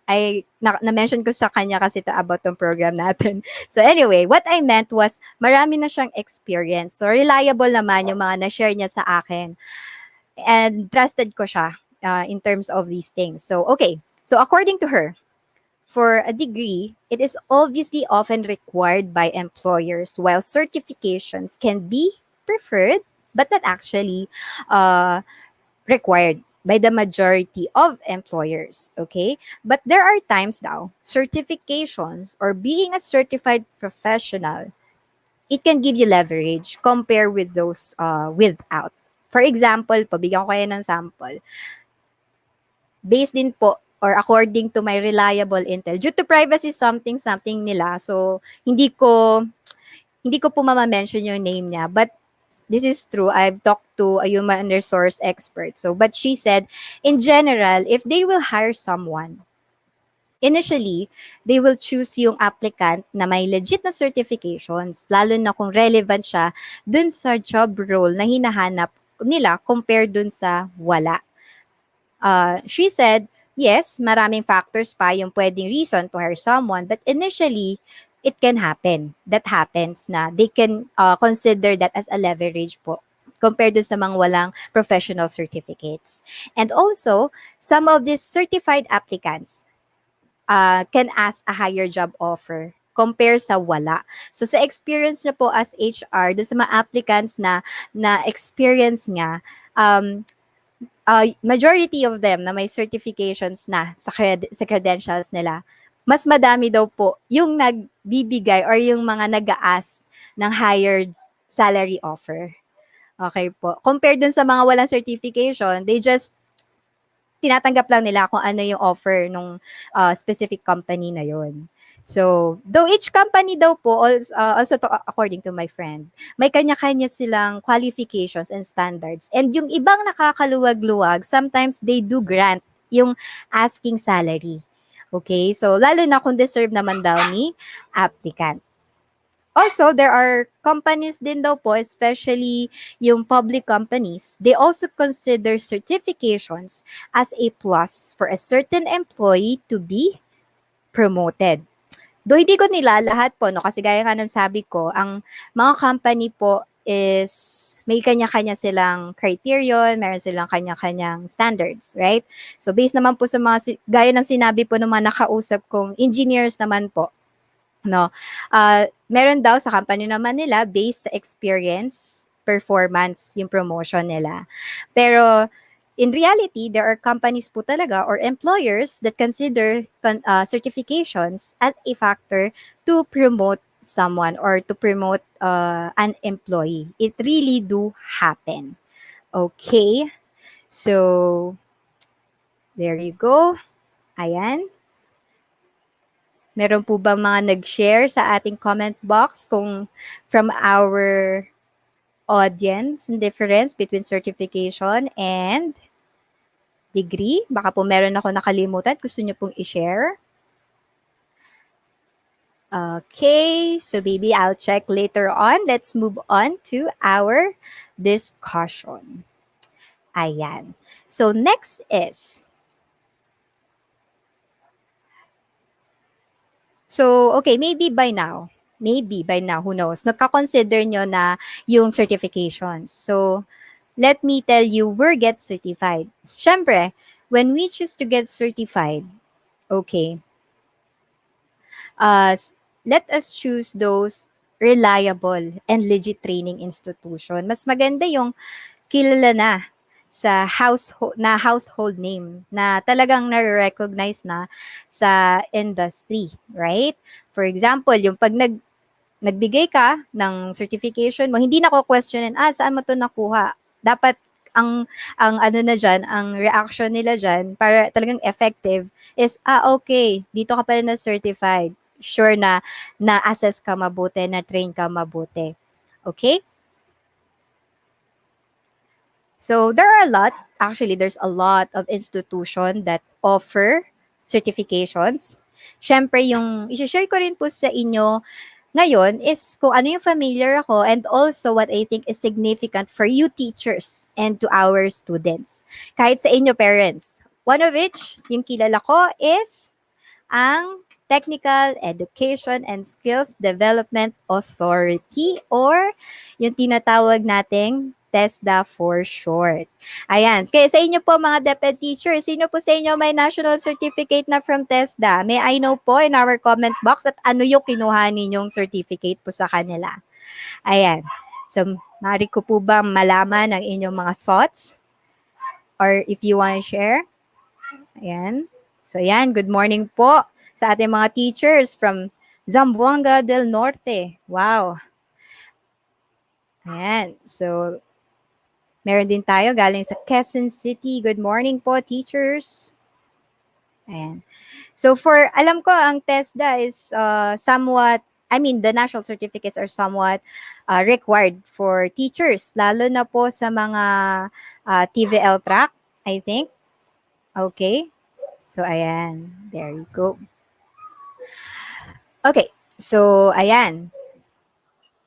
Housekeeping. Yes. I did take housekeeping as well before, pero na-expired na siya kasi it's been a while na rin. Computer system servicing, bookkeeping. Wow. So, EIM plumbing. Yan, part yan ng, I think it's one of the skills din po sa engineering field natin, if I'm not mistaken. One of my friends actually take this one, master plumbing pa nga ata. Ayan, carpentry, massage therapy. Ayan, di ba po? Ang TESDA po offers a lot of national certificates, dressmaking, domestic work, and a lot more. Meron din computer, hardware, servicing, national certificate 2, and yung training methodology ba yun? Yung TM1, if I'm not mistaken, teachers. Correct me if I'm wrong. Okay, so ang dami. So, most of you, or majority, kayo teachers, tama po, na-experience nyo na yung training sa TESDA. Okay, so na-experience nyo na yun first hand, so malalaman nyo talagang sinasala kayo, talagang tinitrain kayo in a specific skill. And then after nyo ma-certify, of course, when you go to your job, mas confident na kayo. Mas confident na kayong gamitin yung skills na na-acquire po ninyo. So, isa yun sa mga benefit when you take certification programs. Okay? I'm a graduate of, share ko lang po. I am a graduate po ng technical course talaga eh. Major in Food and Service Management po from Marica Polytechnic College. So, sa mga taga-MPC dyan, hello po. Ayan, isa po akong produkto na MPC. And that's why I'm very much aware about TESDA certification programs. And ngayon, they have online courses na din po including national certificates. Actually, I'm taking one. Kapag may free time ako, tinatapos ko siya. And ang maganda pa doon, they are free. Okay? So yeah, may bread and pastry production din tayo. So there. Again, if you know any other training institution, maliban po sa TESDA teachers ha, na karaniwan nagkikater na professional certification, na recognized na sa ating industry, kahit saang field ba yan, please, feel free to share it in our comment box. Who knows, baka makatulong din po kayo sa certifications and professional journey ng ating kapwa-guro at manonood. Ayan, share nyo lang po sa ating comment box. So you might be thinking also, si ma'am, FNB pala yung kurso na natapos na major, di ba? So, anyari, napadpad ako sa tech industry. So, well, to those who are wondering, if there are people wondering, certification po ang sagot dyan. Okay? So, certification actually led me to this different path.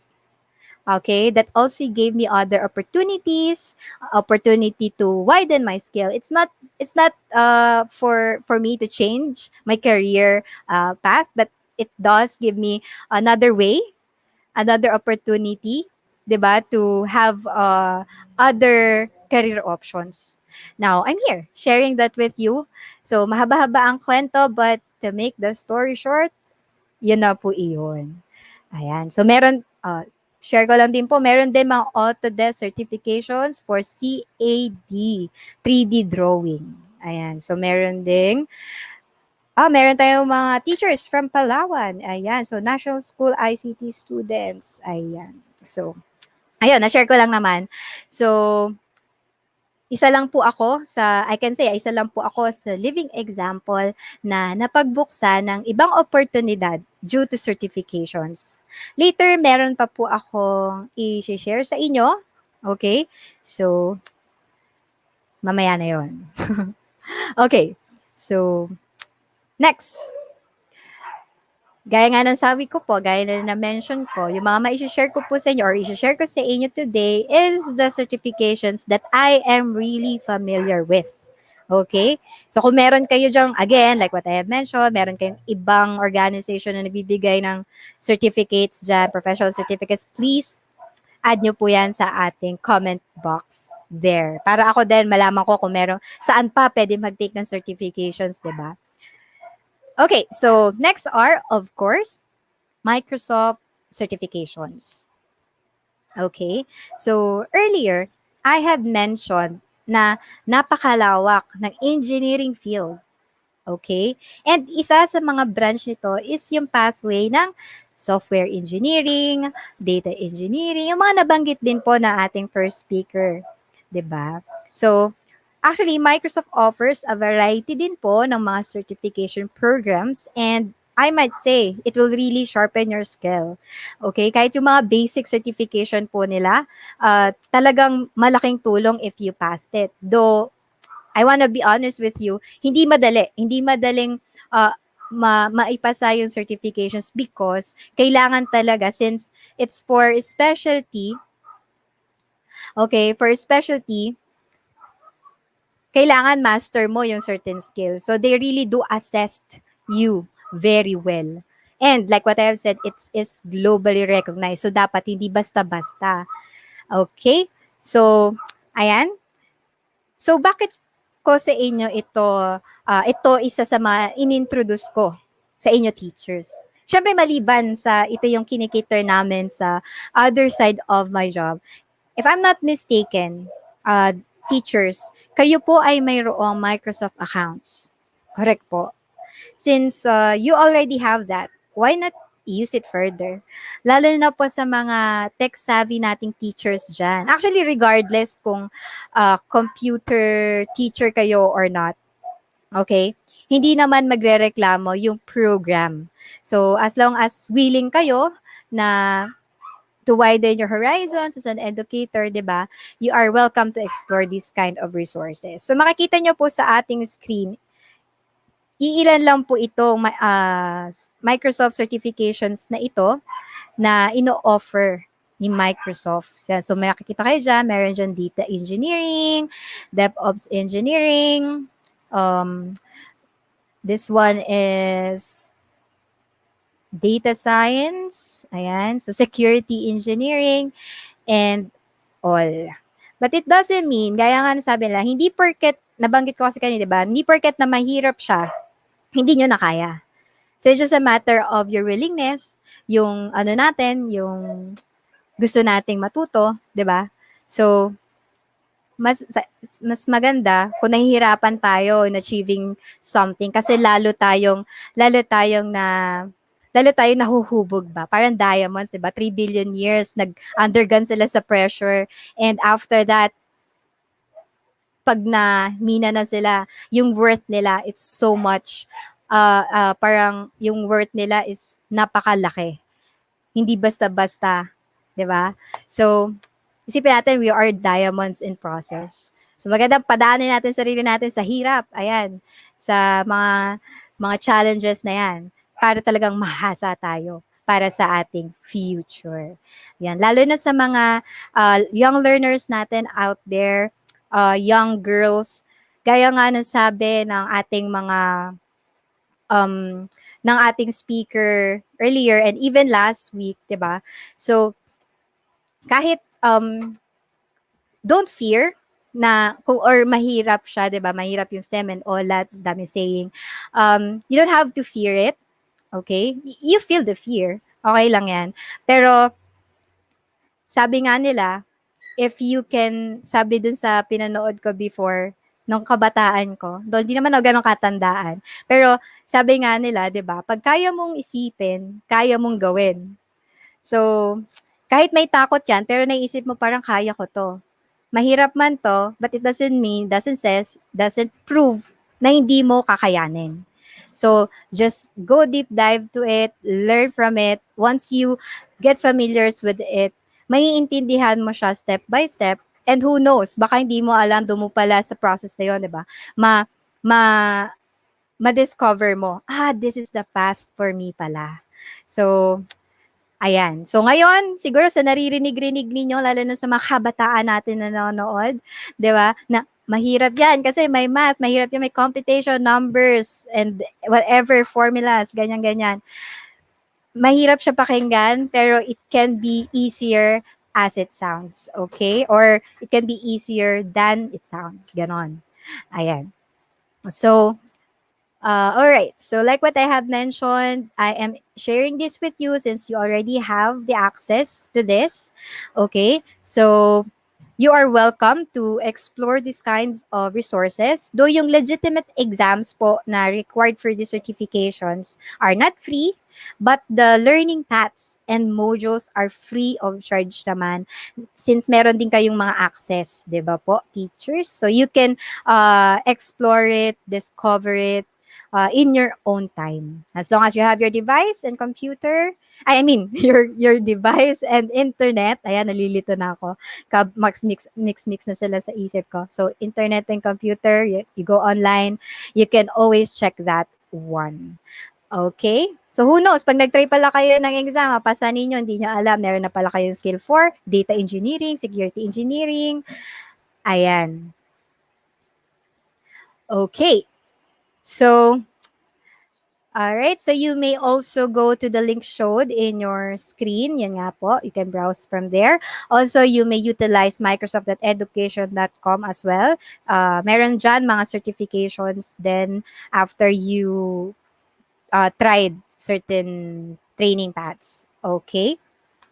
So, ma'am, pang-expert pa lamang ito, hindi ba required na dapat may prior knowledge ka na dyan? At hindi, like what I said, hindi nga siya basta-basta, di ba? So, hindi pa ito masyado akma kung biglaan nating buhos tong kind of certification na to, engineering certifications na to para sa mga students natin, lalo na ngayon sa DepEd, di ba? Mga senior high, baka mabombard sila agad ng information. If ever you would like to introduce this to them. Of course, syempre, meron tayong ibang certifications for Microsoft that are student level. So, as shown in our next slide. Okay. So, ayan, next slide po tayo. There you go. So, meron tayong Microsoft certifications, like what I had mentioned, student level naman. Actually, even teachers and professionals in different industry take these certifications. Ayan po. So, this is what we call the Microsoft Office Specialist Certifications. So, Microsoft have certification programs specifically for Word, PowerPoint, Access, and Excel. And kung hindi ako nagkakamali, familiar po sa inyong lahat, 101% itong mga application na ito, lalo na si PowerPoint presentation. Tama po ba? Lahat tayo, teachers, napadaan na kay PowerPoint para gumawa ng ating mga instructional materials. Ayan. Lalo na ngayon, nagkaroon ng transition to online classes. And best friend ng mga teachers ngayon, si PowerPoint presentation. Ayan. So, these certifications po will, of course, certify you that you are a specialist. Take note, specialist in using such applications. Ito po yung best credential, for example, for our student that will prove na sila ay knowledgeable sa usage ng mga applications na to. Before po kasi, share ko lang din. Before, when I tried to apply certain jobs nung mga 5 years, 10 years ago, isa sa mga requirements na nakikita ko, or qualifications rather, is kailangan computer literate ka daw. Kung kailangan marunong ka sa Word, marunong ka sa Excel. Okay? Before then, sasabihin mo lang, yes po, Hindi naman yung pag in-interview ka initially, 'di ba? Kung office work 'yan, kung office work 'yan, 'di ba? So initially, sasabihin mo lang, "Yes po, opo, marunong naman po ako." Or minsan sasabihin, rate yourself sa skill mo sa Excel, 1 to 5 being the highest, and 1 is being the highest and 5 is being the lowest, gano'n. So, wala ka talagang pruweba. Paano mo mapo-prove na, "Yes, I know how to use Excel. Yes, I know how to use Microsoft Office applications." Hindi naman po si HR na nag-i-interview sa'yo, bibigyan ka ng laptop, "Sige, show me how to do this and that." Wala naman pong gano'n before. So, I think this is the best document that will prove that our students of today can prove na I am certified with this and that. So I'm pretty sure, so I can really say confidently, yes, I know how to do or how to use these specific applications. Lalo na ang Microsoft applications. Hindi nawawala po yan sa kahit anong job role. Kung ako ang sa aking observation po. And these applications are indeed the usual application, like what I've said, na ginagamit nating lahat. And there are survey as well na pasok sa top 3 among all qualifications globally yung skill na dapat na marunong ka sa paggamit ng basic Microsoft application. Ayan. So for teachers, like what I have mentioned, you usually use PowerPoint presentation for your learning or instructional materials. You also use Word and Excel are the most common apps. Then, lalo na same with sa office-based jobs. Sa engineering field, ayan, na-mention po kanina ni Engineer Luis na best friend niya si Excel talaga, na kahit saan siya mapunta, ginagamit niya si Excel. So, mastery in Excel could be a plus sa engineering field talaga. Or hindi lang plus, kailangan din siya, di ba? And advantage yun, leverage. These certified skill actually might sound basic to some of you ngayon, but sometimes, I quote, "Mastery of the basic is what will make you a better master of your own chosen career." End quote. Ayan. So, basic, gaya nga nung nakwento ni Engineer Luis kanina, di ba? Yung toothpaste story. Super basic, electric fan, nakasolve ng company problem. Nakatulong, or at least nakatulong sa pag-solve ng isang company-wide problem. So, magsimula tayo i-master yung basic. So, for those who wants to, yung mga na-encourage na to go into the tech field, sa engineering field, 'di ba? You may start in this kind of certifications, yung mga basic ones. Ayan. So here in our next slide, I just want to share with you, for example, this kind Microsoft Office Specialist certifications might sound interesting sa inyo po. So I just want to show this one to you. So here in our slide is a sample of a practice test ng Excel certification. Actually, itong certification na to, before we do this on-site po face-to-face training. But then, the unexpected happened, which is the virus, diba? So, Microsoft and other companies partnered with them. So, they already designed this certification na gawin siya online. So, pwede na. Pwede na siyang i-take online from the learning to training and assessment even. Okay, so for example, I just want to give you this one application which is vital for the engineering field. So, to pass the exam and get a certification Microsoft Office Specialist Excel Associate specifically, kailangan you learn and practice how, for example, nabanggit din to a while ago, create and manage worksheets and workbooks, di ba? Create cells, ranges and tables, apply formulas and function, and creating charts and objects. So, for example, ayan, isang task sa exam will instruct you how to format a data range as a table with headers, workbook examples, 'di ba?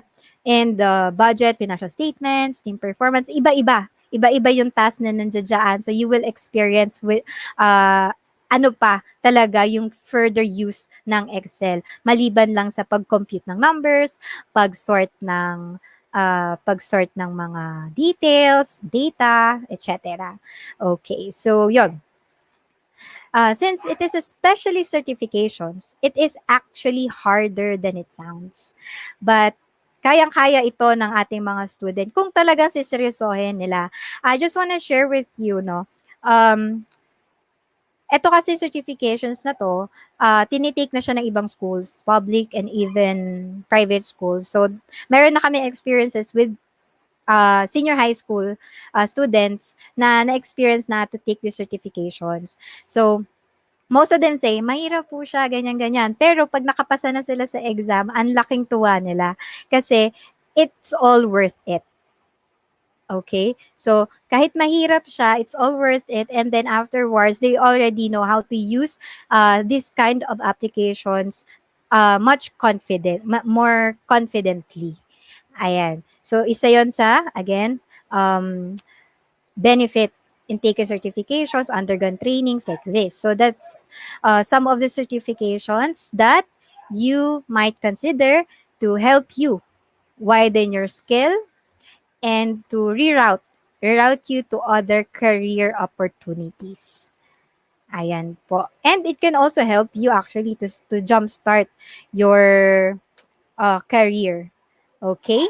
So, in our next slide please. Okay, so moving forward. So, bakit consider to get certified? Why get certified? Lalo na sa Microsoft, for example, to answer this question, we will be sharing you a short video clip. This is the actual experience po ng isang student, 16 years old student, about the value of certification and its impact sa kanyang career journey po. Okay? So, let's play our video. Next slide, please. Thank you.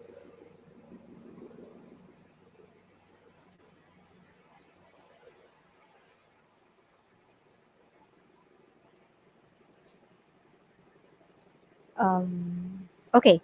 So, nagkaroon lang po tayo ng technical issue po. Wala lang po tayong sound. Let us fix that. By the way, the video will show us, I'm sorry, this is my mistake, will show us the value of certifications, okay, sa ating mga student and professional. Yung sample po natin na experience, next video po yun. Okay? So, tao din, nagkakamali po. Alright. So, let us just fix our presentation. So, while waiting, I just want to greet. Okay, are we good? Okay, so let's see our video. No matter which career path you intend to pursue, the goals you set out to achieve, the job title you might earn, or the legacy you will leave, Microsoft proficiency is a valuable skill that will make you shine in a crowd of applicants.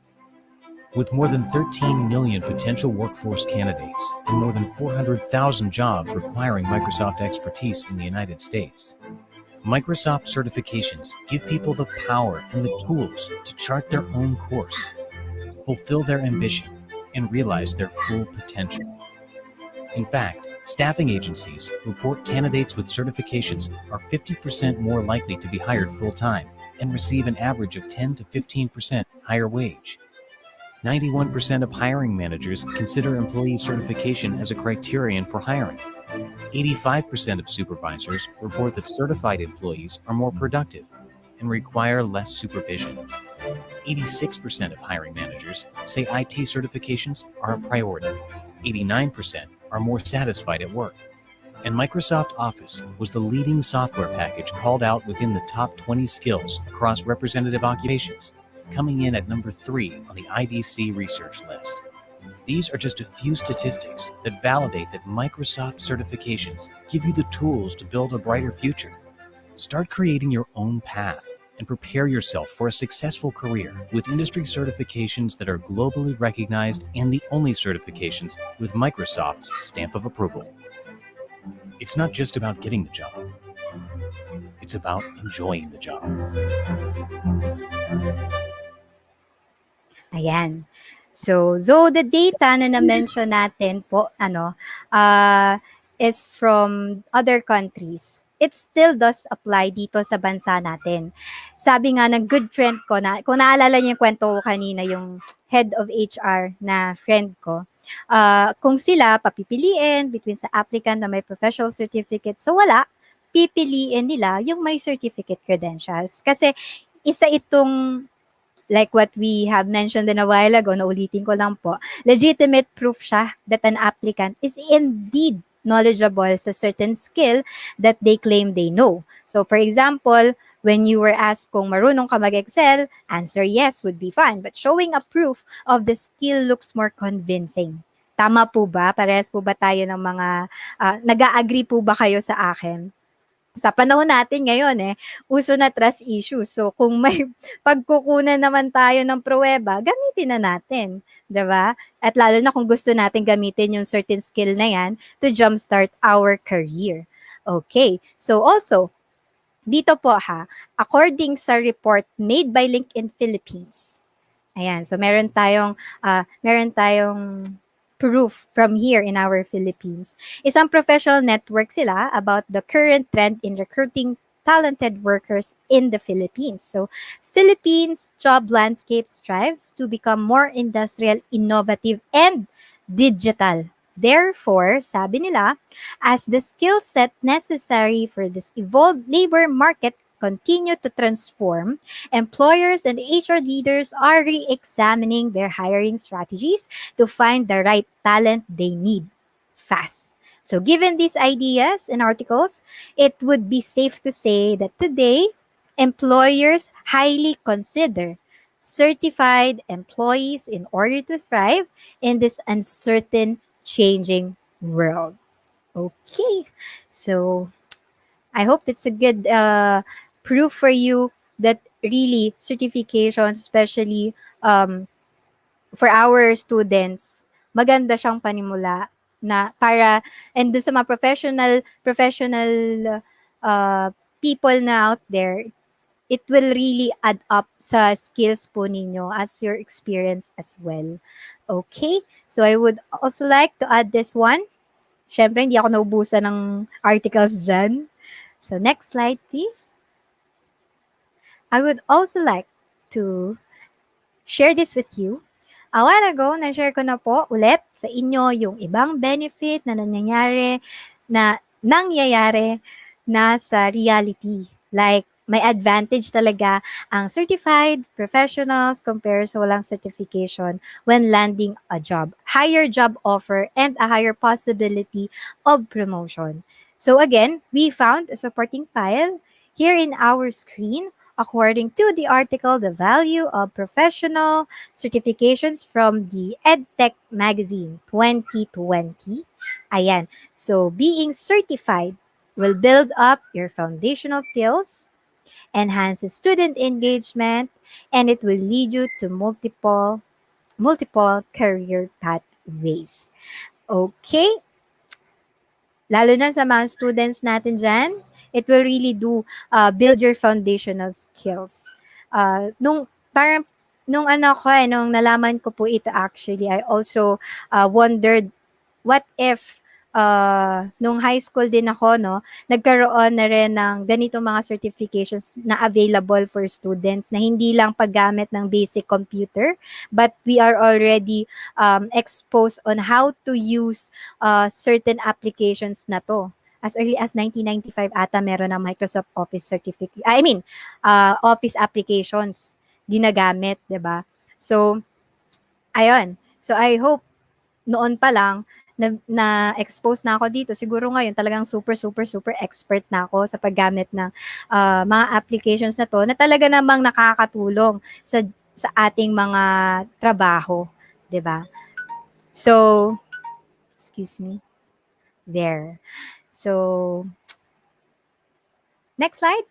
And speaking of career pathways. Again, I would like to share with you a proof or a living testimony that certification may give our students or even you to jumpstart your career journey. And here's the clip.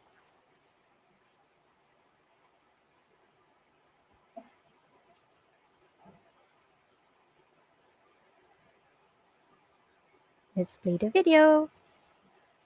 Ayan. So, ito po yung sinasabi ko sa inyo kanina na isang secondary student, experience niya yung impact sa kanya, certification. Ayan. At paano ito nakatulong sa kanya to start her career. As early as, kung ako nagkakamali 15, 16 years old. Ayan. So, here's the video. Become the best in the world at these technologies. My name is Ashley Masters. I'm 16 years old and I have 12 Microsoft Office Specialist certifications. It all started with a freshman required class at my high school. I was so shy and nervous. I didn't like the high school setting. It made me very uncomfortable. Having certification put me in a different mindset. It put me to feel comfortable and confident and like I really knew what I was doing. And that's something that a lot of high school students don't find. Then I started going to these competitions, of course, meeting hundreds and thousands of new people. I had to have confidence to step up and talk to them and communicate and start friendships and building relationships with all these people around the country. She wanted to be good. She wanted to be good at everything she did. She just had a few emotional hindrances. You know, high school was a new thing. Certification has been a vehicle to recognize greatness in students and help them achieve that greatness. And my advisor, Mrs. Schmidt, she posted on Facebook, Ashley just took first place in Excel 2013, and a sponsor saw the post and they're like, no way, that's awesome. We need her to come work for us and she can train all of our employees in Excel. And it was crazy. I was like, no way, that's so cool. And then a week later, I had my first interview with them and they hired me on the spot. I was 15 years old. I started off with about 4 hours per week. I would have maybe 2 people I would train each week and I would have a 2-hour session with them. We'd go over projects, we would use their worksheets so we could improve them. And about a week and a half later into the job, they had an opening for administrative assistant and I was offered that job full-time, 40 hours per week. I would encourage everyone to get certification. It's completely changed my life. I've gotten to travel the country going to these national competitions. Now I am training at the local women's shelter and I'm teaching them certification. Next, I hope to attend Central Washington University next fall. I would 10 out of 10, hands down, recommend certification.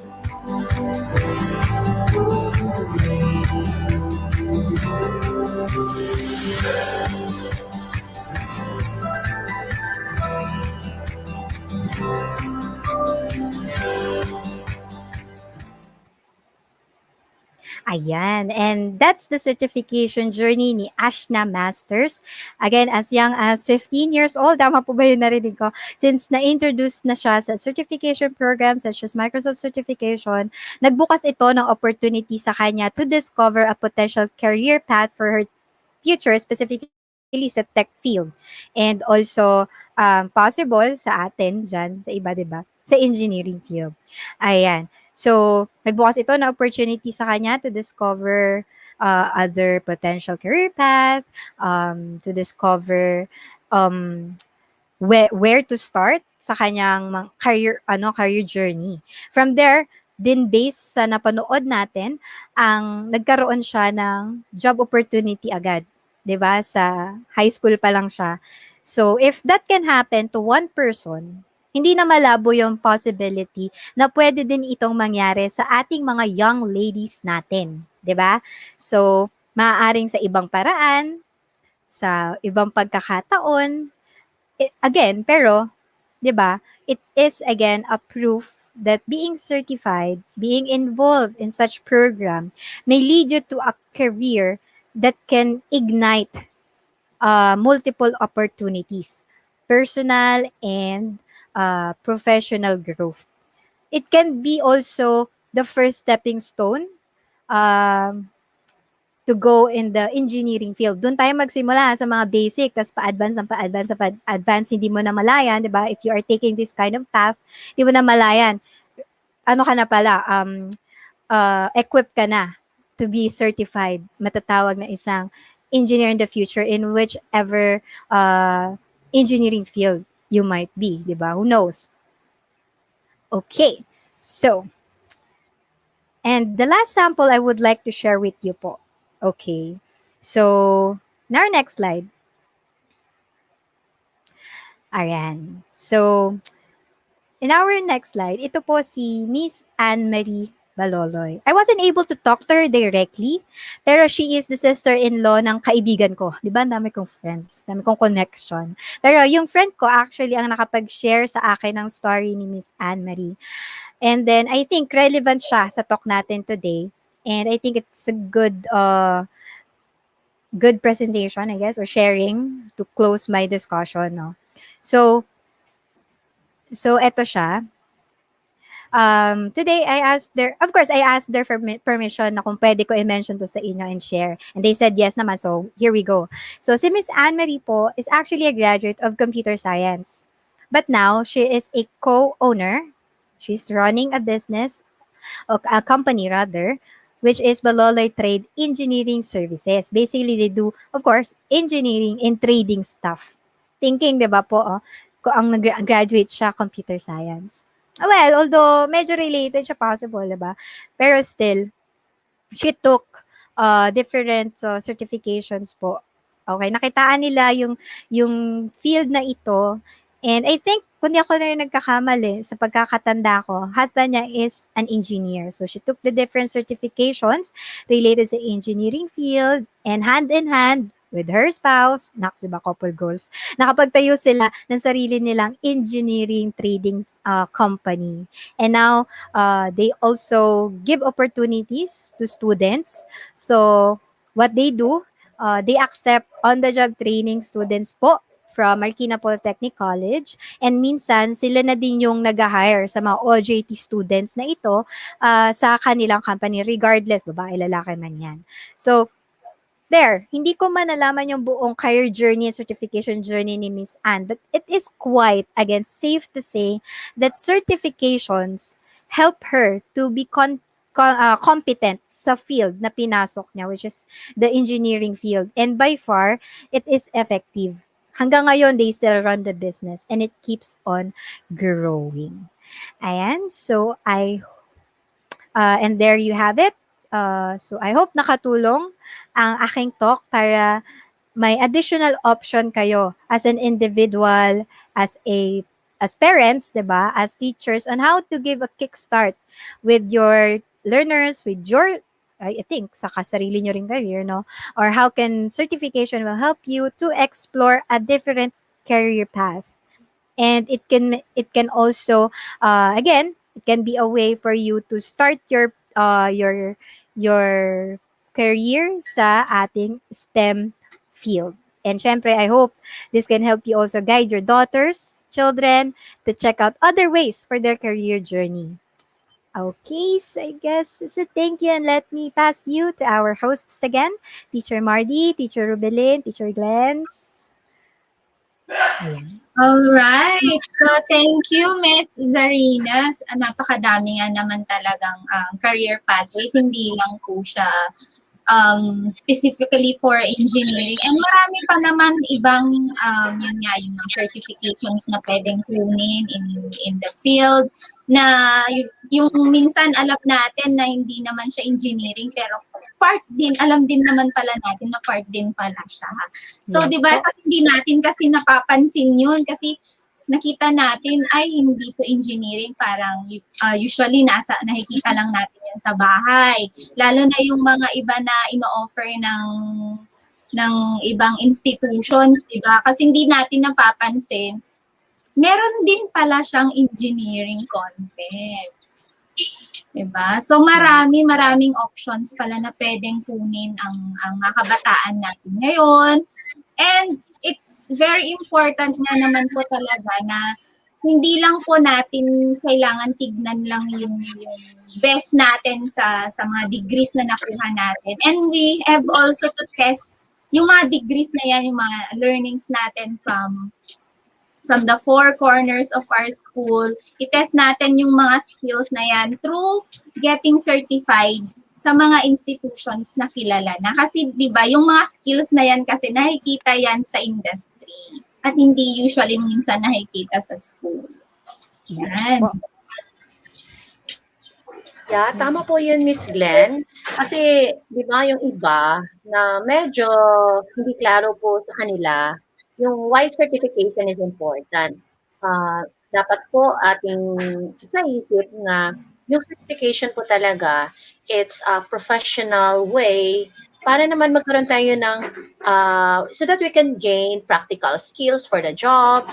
Yun, importante kasi yun eh. And to realize also that the maximum benefit from a wide range of expertise areas. And of course, para din naman to effectively integrate this career pursuit into one specific work setting. Diba, may mga employers kasi na gusto talaga nila na certified yung applicant, diba? So yung ibinigay ni Ms. Zari ngayon, very relevant po talaga siya, lalo na po sa mga gustong kumuha po ng path na engineering. Di ba, Miss Marde?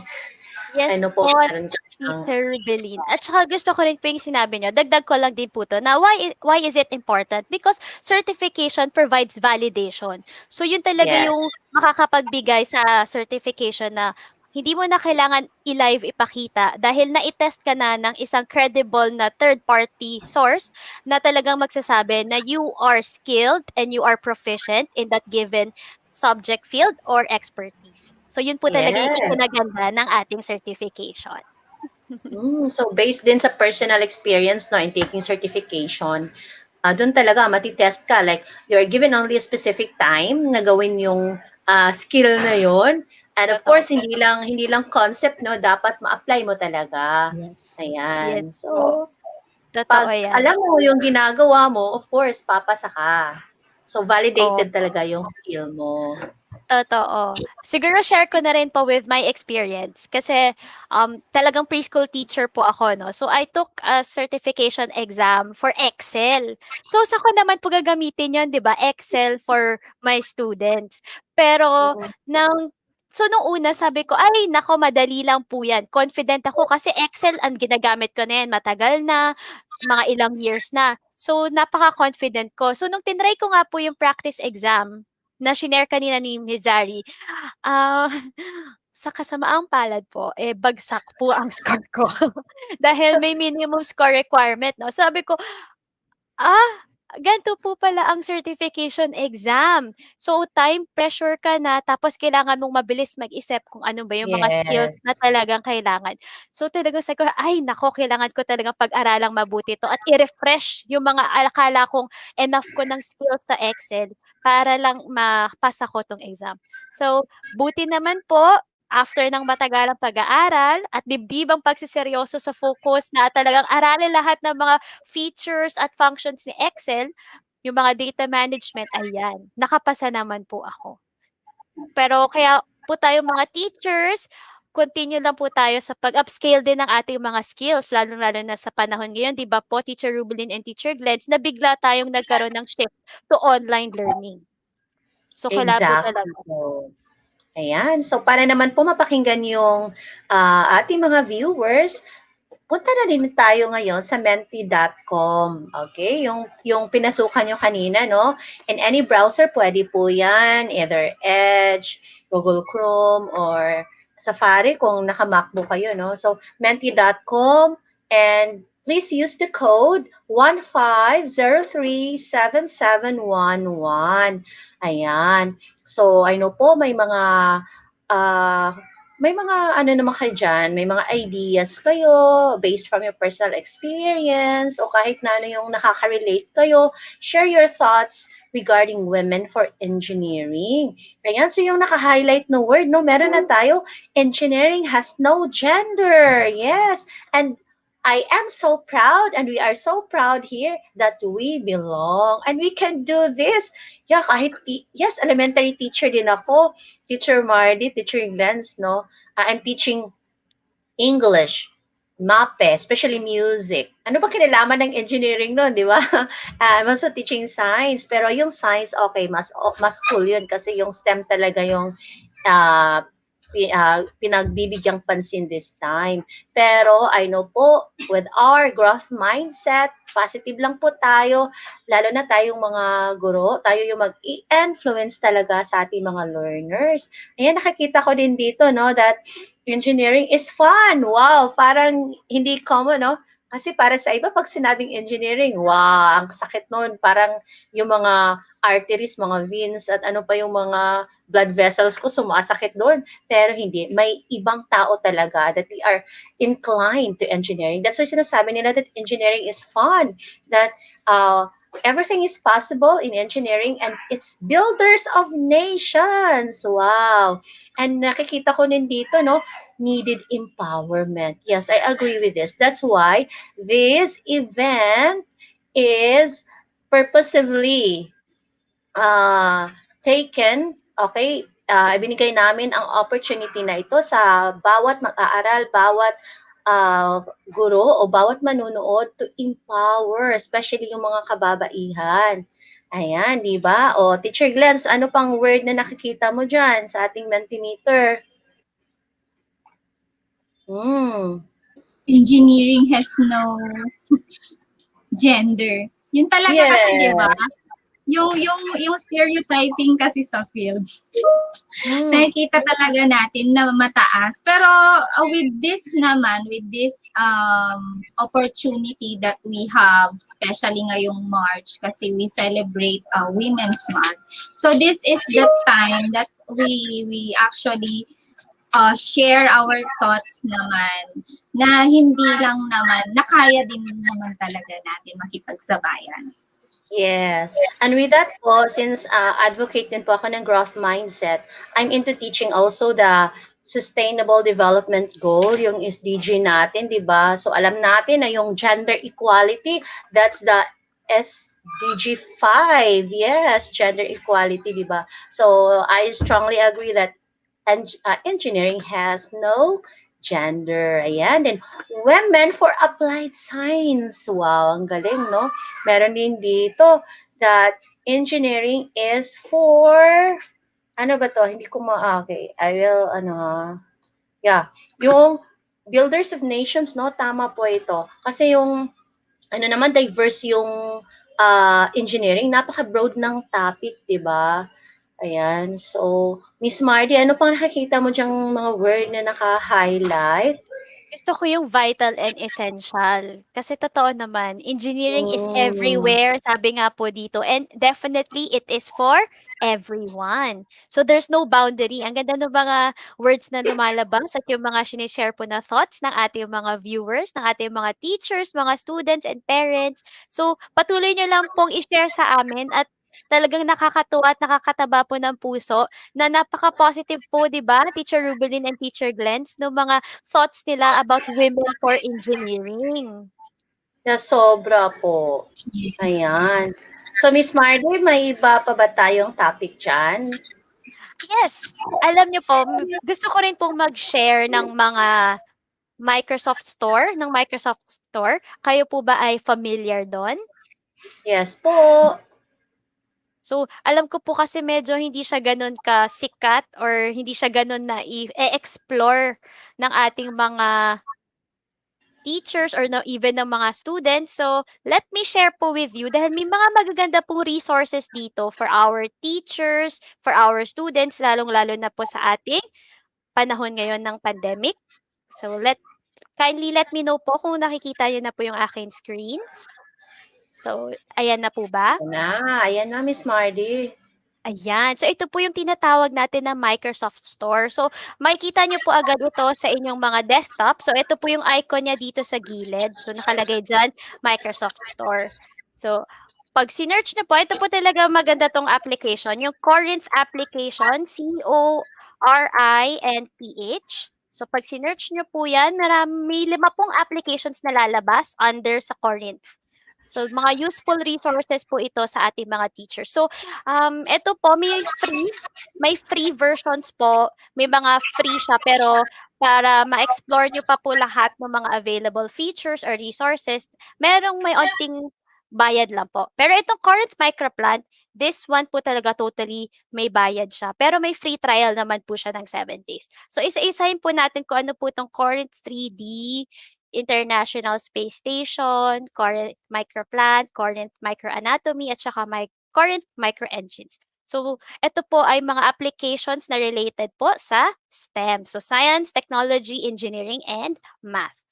Mag-start po tayo kay Corinth 3D. So, ito po siya. Pag na-install nyo na siya sa inyong device, sa inyong laptop, makakakita po kayo dito ng iba't ibang topic. Meron po siya about science po ito. So, mainly about science, life science, animal biology, plant biology, paleontology, physics, chemistry, and may earth and space sciences and po and astronomy. So, yung ito pong iba, medyo may naka-lock po dahil nga ito po yung hindi na po siya covered na ating free version. Pero meron pa rin po mga magagandang resources kagaya po nitong 3D model ng ating salivary glands. So, makikita nyo po, pwede nyo po i-move. So, hindi nyo na po kailangan gumawa from scratch. Meron na po dito readily available na madali po nyong maipakita sa inyong mga students. Tapos, pwede rin nyo po i-click yung specific part na gusto nyong ipakita. So, mag-highlight po siya according dun sa part na gusto nyo i-share sa inyo. Dahil syempre po ngayon online, no, mahirap po talaga na magpakita ng mga gantong models or ng mga pictures na mas relatable. Kasi syempre sa ating po mga classroom, meron po tayo mga live mannequins or mga skeletons para po sa mga gantong subjects. So for our online learning platform, pwede nyo po itong i-share screen sa inyong mga students. Ayan. Tapos ito po, may mga ito po kung saan po siya related, yung part na yan. Pero again, medyo for ano na po yan, for paid features. Pero pwede rin nyo pong i-click yung augmented reality. Tapos pwedeng i-take yung screenshot, i-record yung video. For example, gusto nyo po silang paggawain ng mga reports about dun sa certain parts, pwede po nila yun magamit. Ayan. So ito po ang ating Corinth 3D. So let's tignan pa po natin yung iba. Ito naman SARS-CoV-2 for added information then mas meron po tayong ayan yung kanyang appearance na mas mai-share po natin na para siyang makatotohanan sa ating mga students. Tapos makikita nyo po na very detailed po ang ating 3D. So ayan, So, para ma-highlight po yung specific part, nagba-black po yung other parts, tapos yung may kulay lang is yung topic or yung part po na gusto nating i-highlight. Ayan. May e-protein. Ayan. So, para po sa mga science teachers natin dyan, di ba po, Teacher Rubilin, sa tingin niyo po ba makakatulong po ito sa ating mga teachers? Sobra po. Kasi yung Corinth 3D, isa po siyang application na may visual library po. Just imagine, meron po siyang 1,500 educational interactive 3D models. So pag sinabi kasing 3D models, parang you're in a real image talaga. Diba? Makatotohanan siya. At tapos po, Miss Mardy, yung Corinth na ito, it offers interactive talaga yung content niya eh. So it enhances involvement in teaching and makes learning more effective. Kahit nasa virtual lang yung image or yung part, but still, parang nafe-feel talaga ng bata. Parang closer to reality talaga siya. Opo, tama po kayo dyan. So, ayan po ang ating Corinth 3D. Pero hindi pa po dyan nagtatapos. Meron pa rin tayo for International Space Station naman. So, ito po, pag kunyari, ang topic nyo naman is solar system. Pwede nyo pong ipakita itong 3D model or 3D image ng ating mga satellite. Pwede rin nga po yung gamitin yung astronaut view. So, for this astronaut view, hindi lang po siya naigagalaw, pero yung view pero pwede rin nyo po siya pagalawin mismo. Ayan, Wow. forward. left. So parang feel na feel po talaga na inyong mga students na sila ay isang astronaut na lumilipad sa Mm. space, na nasa space. At saka ang maganda po dito, siguro hindi nyo lang po marinig, no? Meron po siyang audio. So, very immersive po talaga yung feeling habang nagtatry nila yung mga students natin na i-drive ang ating, ayan, para mag-explore sa outer space.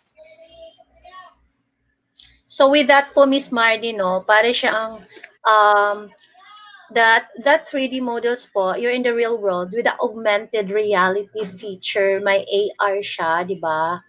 And with Opo. that, it implement a fun activity into teaching na din. Opo. At saka aside po doon sa 3D na maipoprovide nito, free din po ito na-access ko, wala po akong binayad dito. May ito po, parang mga information about dun sa mga older versions din po ng ating mga satellite. Like ito po, 2000. So added information na readily available talaga for our teachers.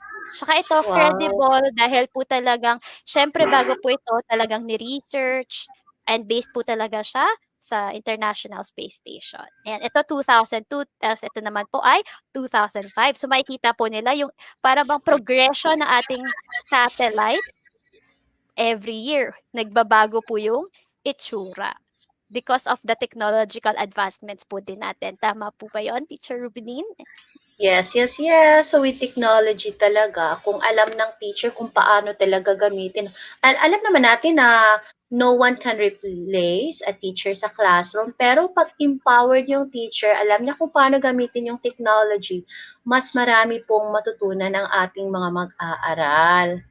Totoo. Ay, eto pa po. Eto siguradong napakaganda rin po ito. Ito naman po yung tinatawag nating current microplant.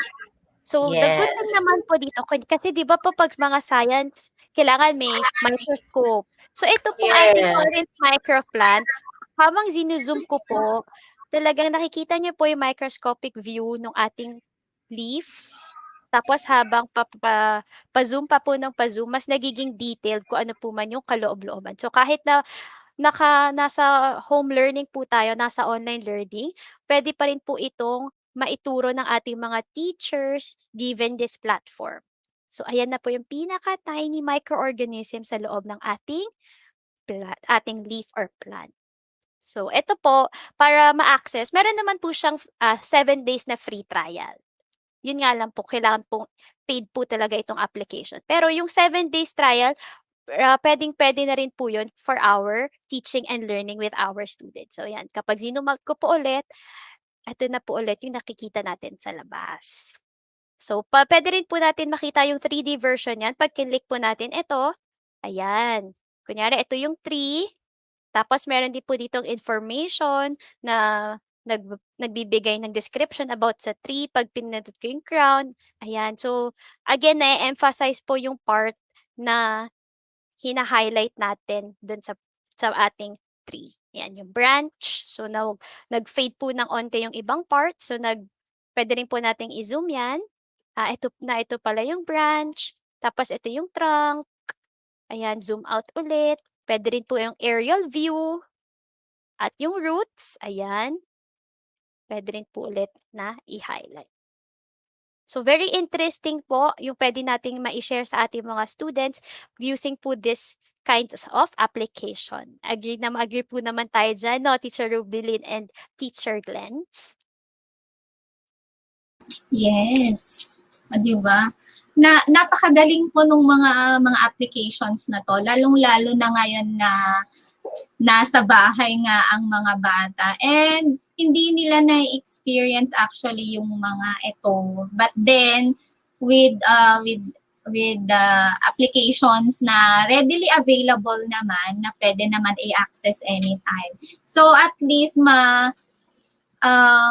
makikita talaga nila naman or mai-inspire pa sila lalo with these applications. Ayan. At ang last po, ito naman, itong application naman na ito, yung Cornith Micro Engines. Ito naman po yung talagang pasok sa ating theme na Engineering Today.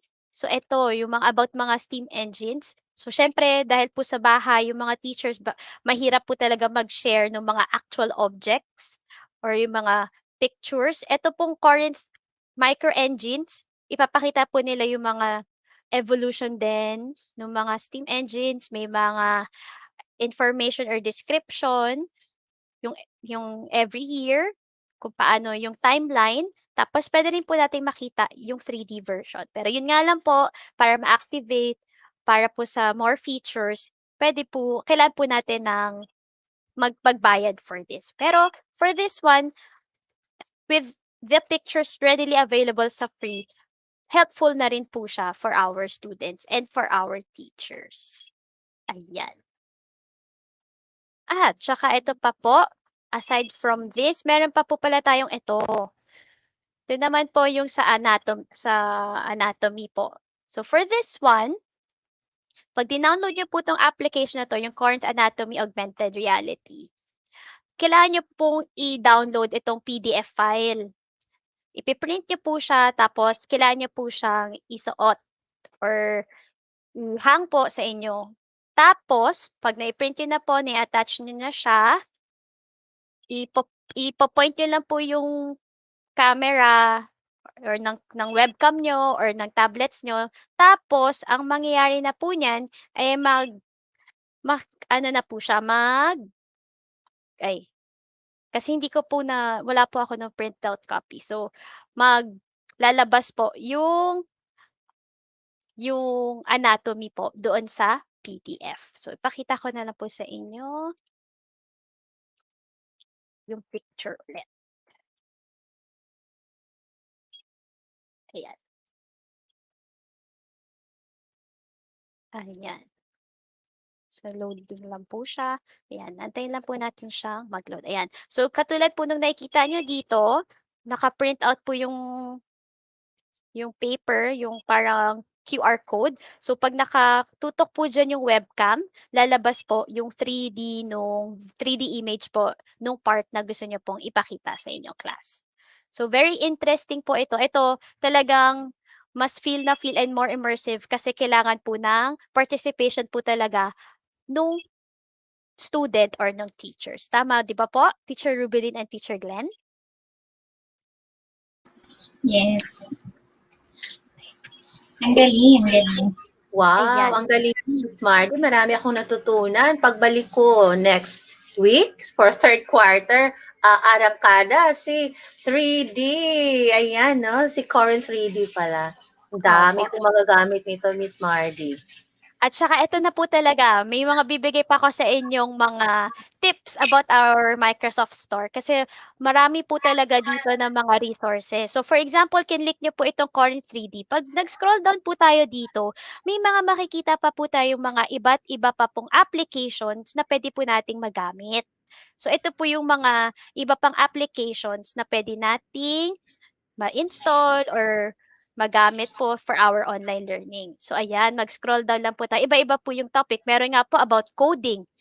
Ayan. Tapos sa baba naman po, meron naman siya dyan nakalagay na free.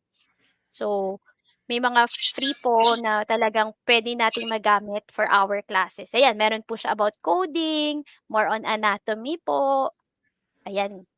Tapos, meron din po yung about sa doodle yan, mga therapy para makatulong din po kasi syempre it's not only about our cognitive, it's also about our well-being while we are having our online classes during the pandemic. So makakatulong po ito para sa ating mga teachers and students. Tsaka very varied po ang resources, hindi lang po siya specifically for senior high school or grade school, even yung mga younger learners natin in the kindergarten level, makaka-cater din po ng mga iba ditong mga applications. Kagaya nga po ito, ABC, 'di ba? Which is baka magamit po natin 'yan for our kindergarteners. Ayan. So mag-explore lang po talaga tayo sa ating Microsoft Store at marami pa po siyang possible and resources and applications na magagamit po natin for our class. Ayun. So ayun po ang aking sharing para sa ating session for today. Teacher Rubilin and Teacher Glenn. Hey, Wow. hey, that was Amazing. awesome. Kaya nga. Hindi actually bata yung mga tinuturuan ko ngayon. Nasa senior high school na po sila. Pero alam ko naman na kapag meron kasi tayong in-introduce na bagong application sa mga bata ngayon, sobrang ma-appreciate nila kasi hindi pa naman nila yan nakikita sa field. At hindi kasi nila natatry yung mga applications na yan. Especially kapag sa bata, yung imagination kasi nila pag nakakita ng mga immersive na applications, sobrang gusto nila, ay, wow, may mga pa-aha moments yung mga applications natin. Totoo. Tsaka Ayan, mas ano Teacher siya, Marley. mag-encourage po siya ng attention, no, para sa ating mga learners. So, mas excited sila na, wow, ano kaya ipapakita ni teacher ngayon? Dahil grabing gumagalaw, very, ano siya, very immersive, yung feeling na parang totoong-totoo na kunyari yung sa space station, nagda-drive ng, 'di ba, ng aircraft. Parang never in my mind ko na mafi-feel yun. Kahit nga po ako nung una kong tinry yun, nagulat din ako kasi yung sounds nakakaano talaga siya, nasa Earth pa ba ako guys? Parang gano'n. You know what, Teacher Marty at Teacher Glens, ang gusto ko talaga in teaching with technology kasi syempre yung mga bata minsan they are tired and waking up early, marami silang iniisip, mas preferred nga nila yung maglalaro lang ng mobile games, something like that. Pero pag alam nila na ang teacher na yan, ano kayang gagawin ni teacher? May pasabog na naman si teacher for today's lesson. Aabangan ka talaga ng mga bata, hindi sila mahirap i-motivate. Kaya ito talaga yung isang best way talaga na ma-excite yung mga bata para ma-excited sila for learning something new. At alam mo naman yung mga bata talaga, kahit kayong adults, tayong mga adults, di ba? Basically, ano tayo audio-visual learner. Kaya pag merong visuals talaga, may images, tapos may audio pa, wow, bongga. Ano yun, pasok yun sa mga learners natin, di ba? Totoo po. Maki-cater po talaga natin yung different types of learners natin na very auditory, very visual, and very psychosocial sila. Yung mga bodily kinesthetic din talaga. Ayan, so, Teacher Glens, di ba yung mga speakers natin ngayon, ang gagaling nila. So, I think they deserve something like token, di ba? Para naman ma-recognize yung mga ginagawa nila this morning sa ating Tech Talks. Ayan na. Ayan, so sige po. So, ready na po yung yung slides ko for the certificate. So, I think Teacher Glens, please do the honor na lang po in giving our certificate of para sa speaker po natin, no? They deserve it naman, di ba? Alright. Alright, so while waiting dun sa presentation ng ating simple token naman to our dear participants, ayan, sige, waiting. Okay, so in behalf of the whole educational technology team headed by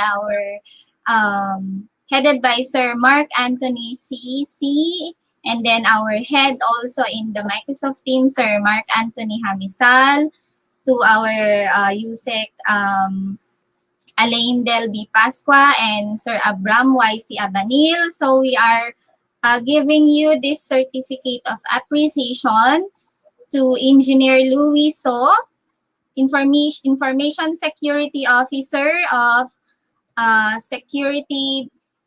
Savings Bank, in sharing, wait lang po medyo maliit kasi.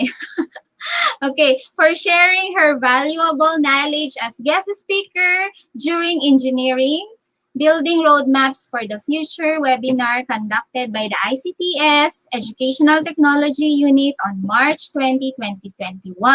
Given this 20th day of March 2021 in DepEd Central Office, Meralco Avenue, Pasig City, Philippines, OUA 0002210212.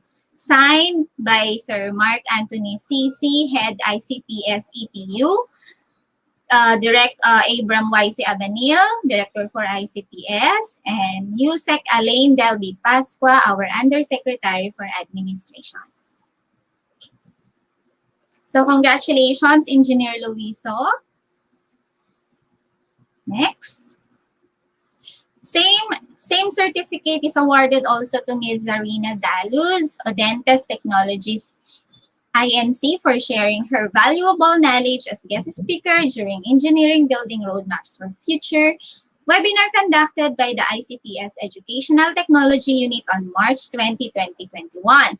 Given this 20th day of March 2021 in DepEd Central Office, Meralco Avenue, Pasig City, Philippines, OUA 0002210212. Signed by Sir Mark Anthony CC, our head ICTS ETU, Abram C. Abanil, Director 4 of ICTS, and Yusek Alain Delby Pasqua, Undersecretary for Administration. And so with Teacher Mardy Quaresma of Odentes Technologies. Yes, same certificate also is given to you. Signed by Sir Mark Anthony CC, Head ICTS ETU, Direct Abram YC Abanil, Director 4 of ICTS, and Yusek Alain Delby Pasqua, our Undersecretary for Administration. So thank you so much, our dear speakers, for sharing your valuable knowledge and sharing for this morning session. Ayan, Teacher Ruby, ano na ang next na ipapakita natin?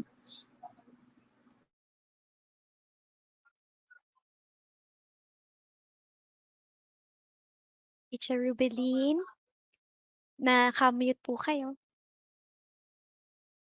Ayan. Ayan. Alright, no? So, since I know po, may natutunan naman po tayo, no, sa ating discussion for this morning from our very reliable speakers, no?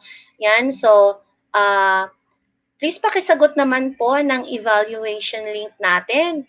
Ayan, may QR code po dyan. Kung meron po kayong app, pwede nyo gamitin yan. Or punta po kayo sa tinyurl.com/etumspd7. Nakakita po ba yung slide ko, Ma'am Glens? Po, Teacher Rubeline. Alright. Then, Teacher Glenn, pakisabi po sa ating manunood, saan po nila pwedeng maklaim yung certificate po? Alright, so lahat naman po ng mga courses po natin dito sa DepEd EdTech Unit, makikita nyo po yan sa ating DepEd LMS. So yung ating link, we have training.deped.gov.ph. So kailangan nyo lang pong sagutan din po itong survey po namin. You take the quiz, gaya ng ginawa nyo rin po sa ating virtual inset. So nandun din po ito sa ating PDLMS na ang link ay training.deped.gov.ph. Yes, at again po, pakisagot po ng survey link na ito for our improvement din dito sa ETU. Para naman po mapakinggan namin yung mga comments ninyo, kung meron man kayong additional naman na topic na gusto nating i-tackle for the next episodes. Ayan, so please go to https://tinyurl.com/etumspd7. Ayan, maraming salamat po sa panonood this morning. Ayan, Teacher Mardy? Ayan, maraming salamat po. Nagulat po ako doon, may certificate din po pala ako. So, maraming salamat po sa pagbigay sa akin ng ganong certificate galing DepEd. May we call po Engineer Luis and Teacher Zari to join us para po magbigay ng inyong mga parting words to our viewers sa araw na ito. Yan. Engineer Luis? First, I would like to thank everyone na nag-participate po sa talk today. And I'm very thankful din sa organizer for allowing me to share my experience and to inspire STEM students to continue yung naumpisahan na nila. And eventually, yung naumpisahan nyo, pag natapos nyo, malaking mabe-benefit nyo from taking STEM. So yun, thank you again. And thank you din sa mga host for today, sa mga MCs natin. Thank you, Teacher Mardy, Teacher Glenn, and Teacher Rubeline. Thank you po. Ayan. Thank you po, Engineer Luis, for taking your time this morning to join us. How about naman po si Teacher Zari? Teacher Zari, nakamute ka po.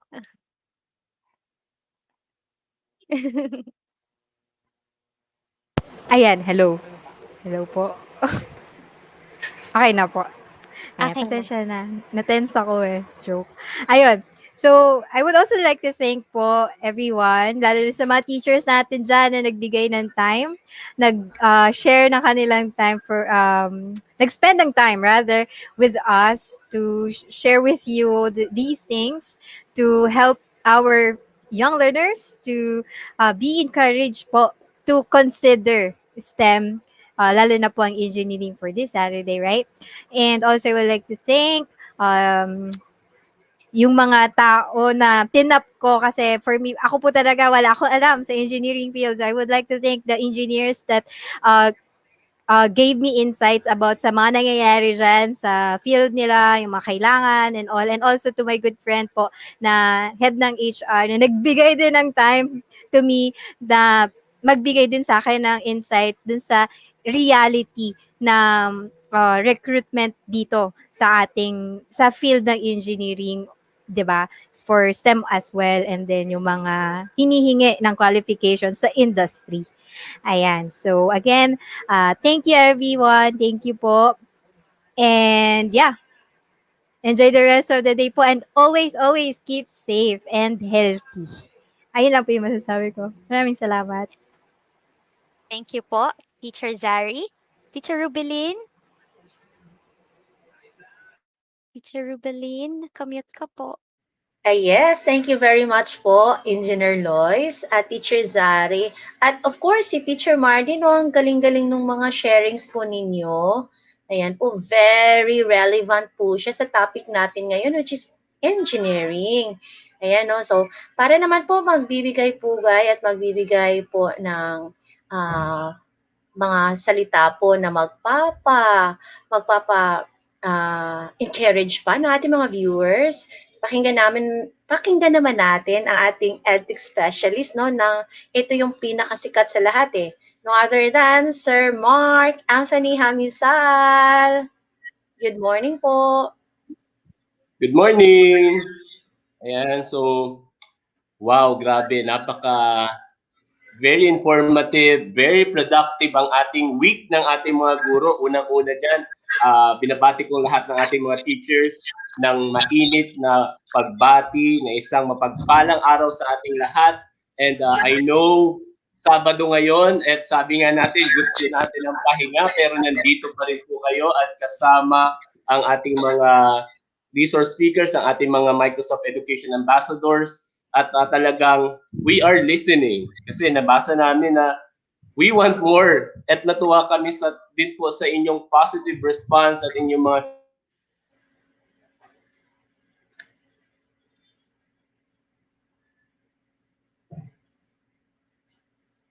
Go, Sir Mark.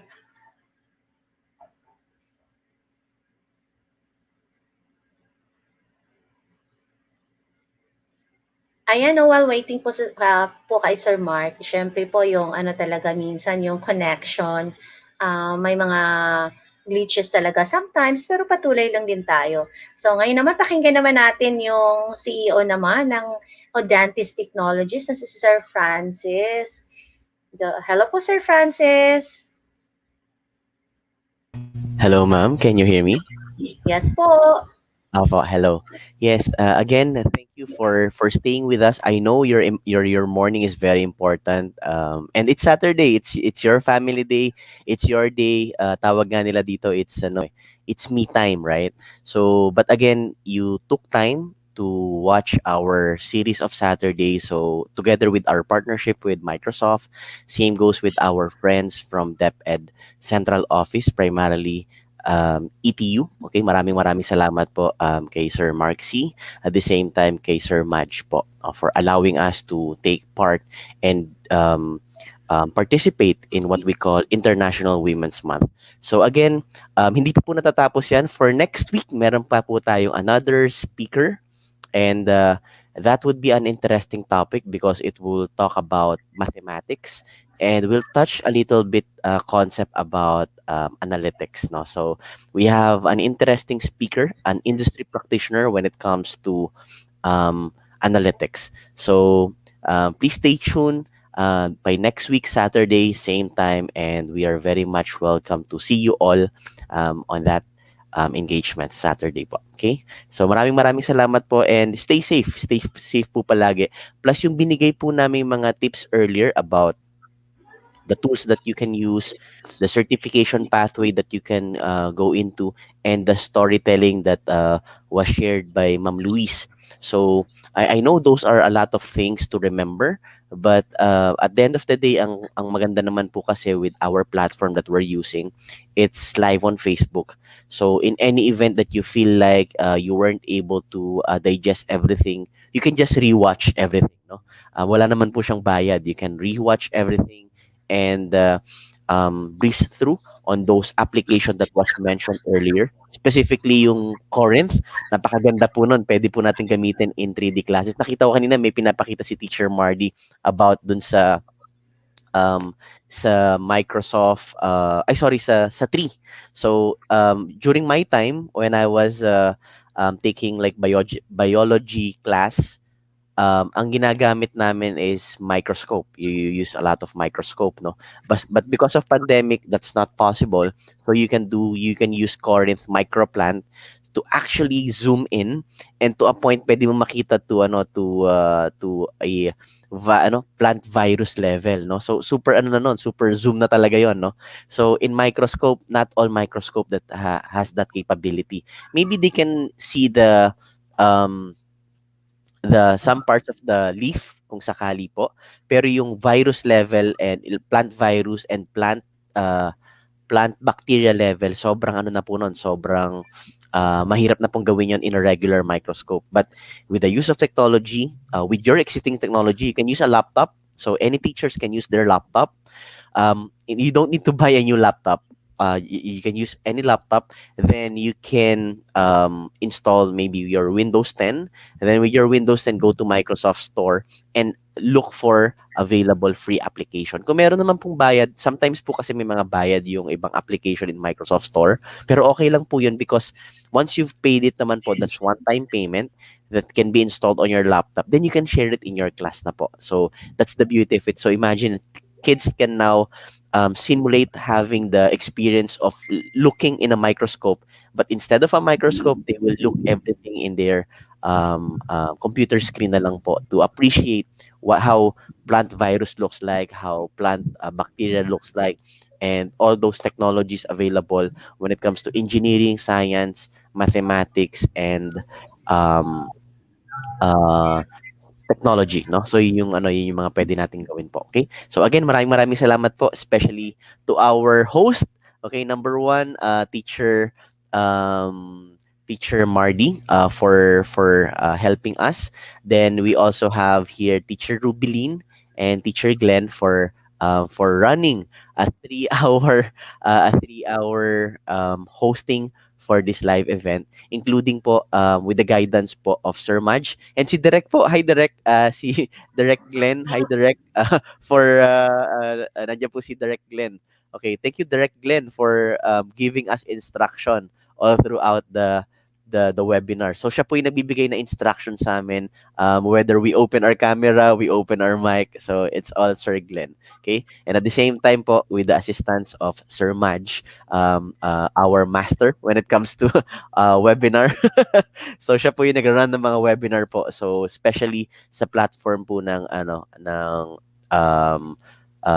etong TechTalks live series. So siya po yung nagtuturo sa amin how to run the webinar primarily. And at the same time, with the help of Sir Mark C. from EdTech Unit. Okay, so that's it from me. Thank you po.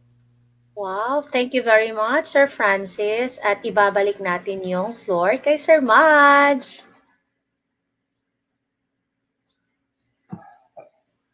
Alright, so again, isang mapagpalang umaga po sa ating lahat. Pasensya na po kung minsan talagang bumibitaw ang ating internet at may mga pagkakataon talaga sa ating buhay na kailangan nating bumitaw or hindi naman talaga natin gustong bumitaw pero nangyayari. Pero dahil sa inyong pagkapit, no?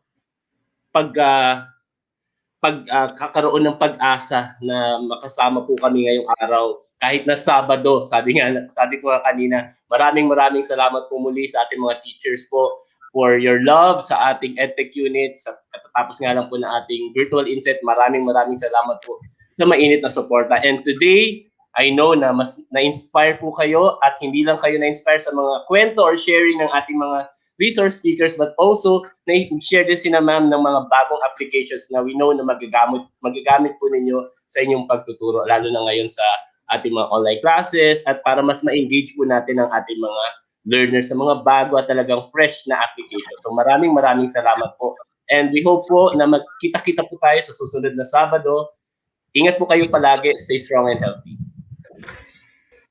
Hey, so maraming salamat po sa lahat. Lalong-lalo na po sa co-host ko, si Teacher Mardy at si Teacher Glens. Ayan. Ayan, may babasahin lang ako isang comment from Ma'am Bebs Gante. Sabi niya, thank you so much, speakers, for imparting your knowledge to us. Another ideas learned from your career journey, so inspiring. So yan, may hashtag pa dyan si Ma'am. STEM Heroes, mabuhay po! Alright. Congrats! Thank you so much. God bless us all. Yes. Maraming salamat po ulit. At gusto ko lang po kayong paalalahanan, huwag kakalimutan na every woman could and should empower ourselves. Tama po ba, Teacher Rubelin, Teacher Glens? Yes. Yes. All right. So,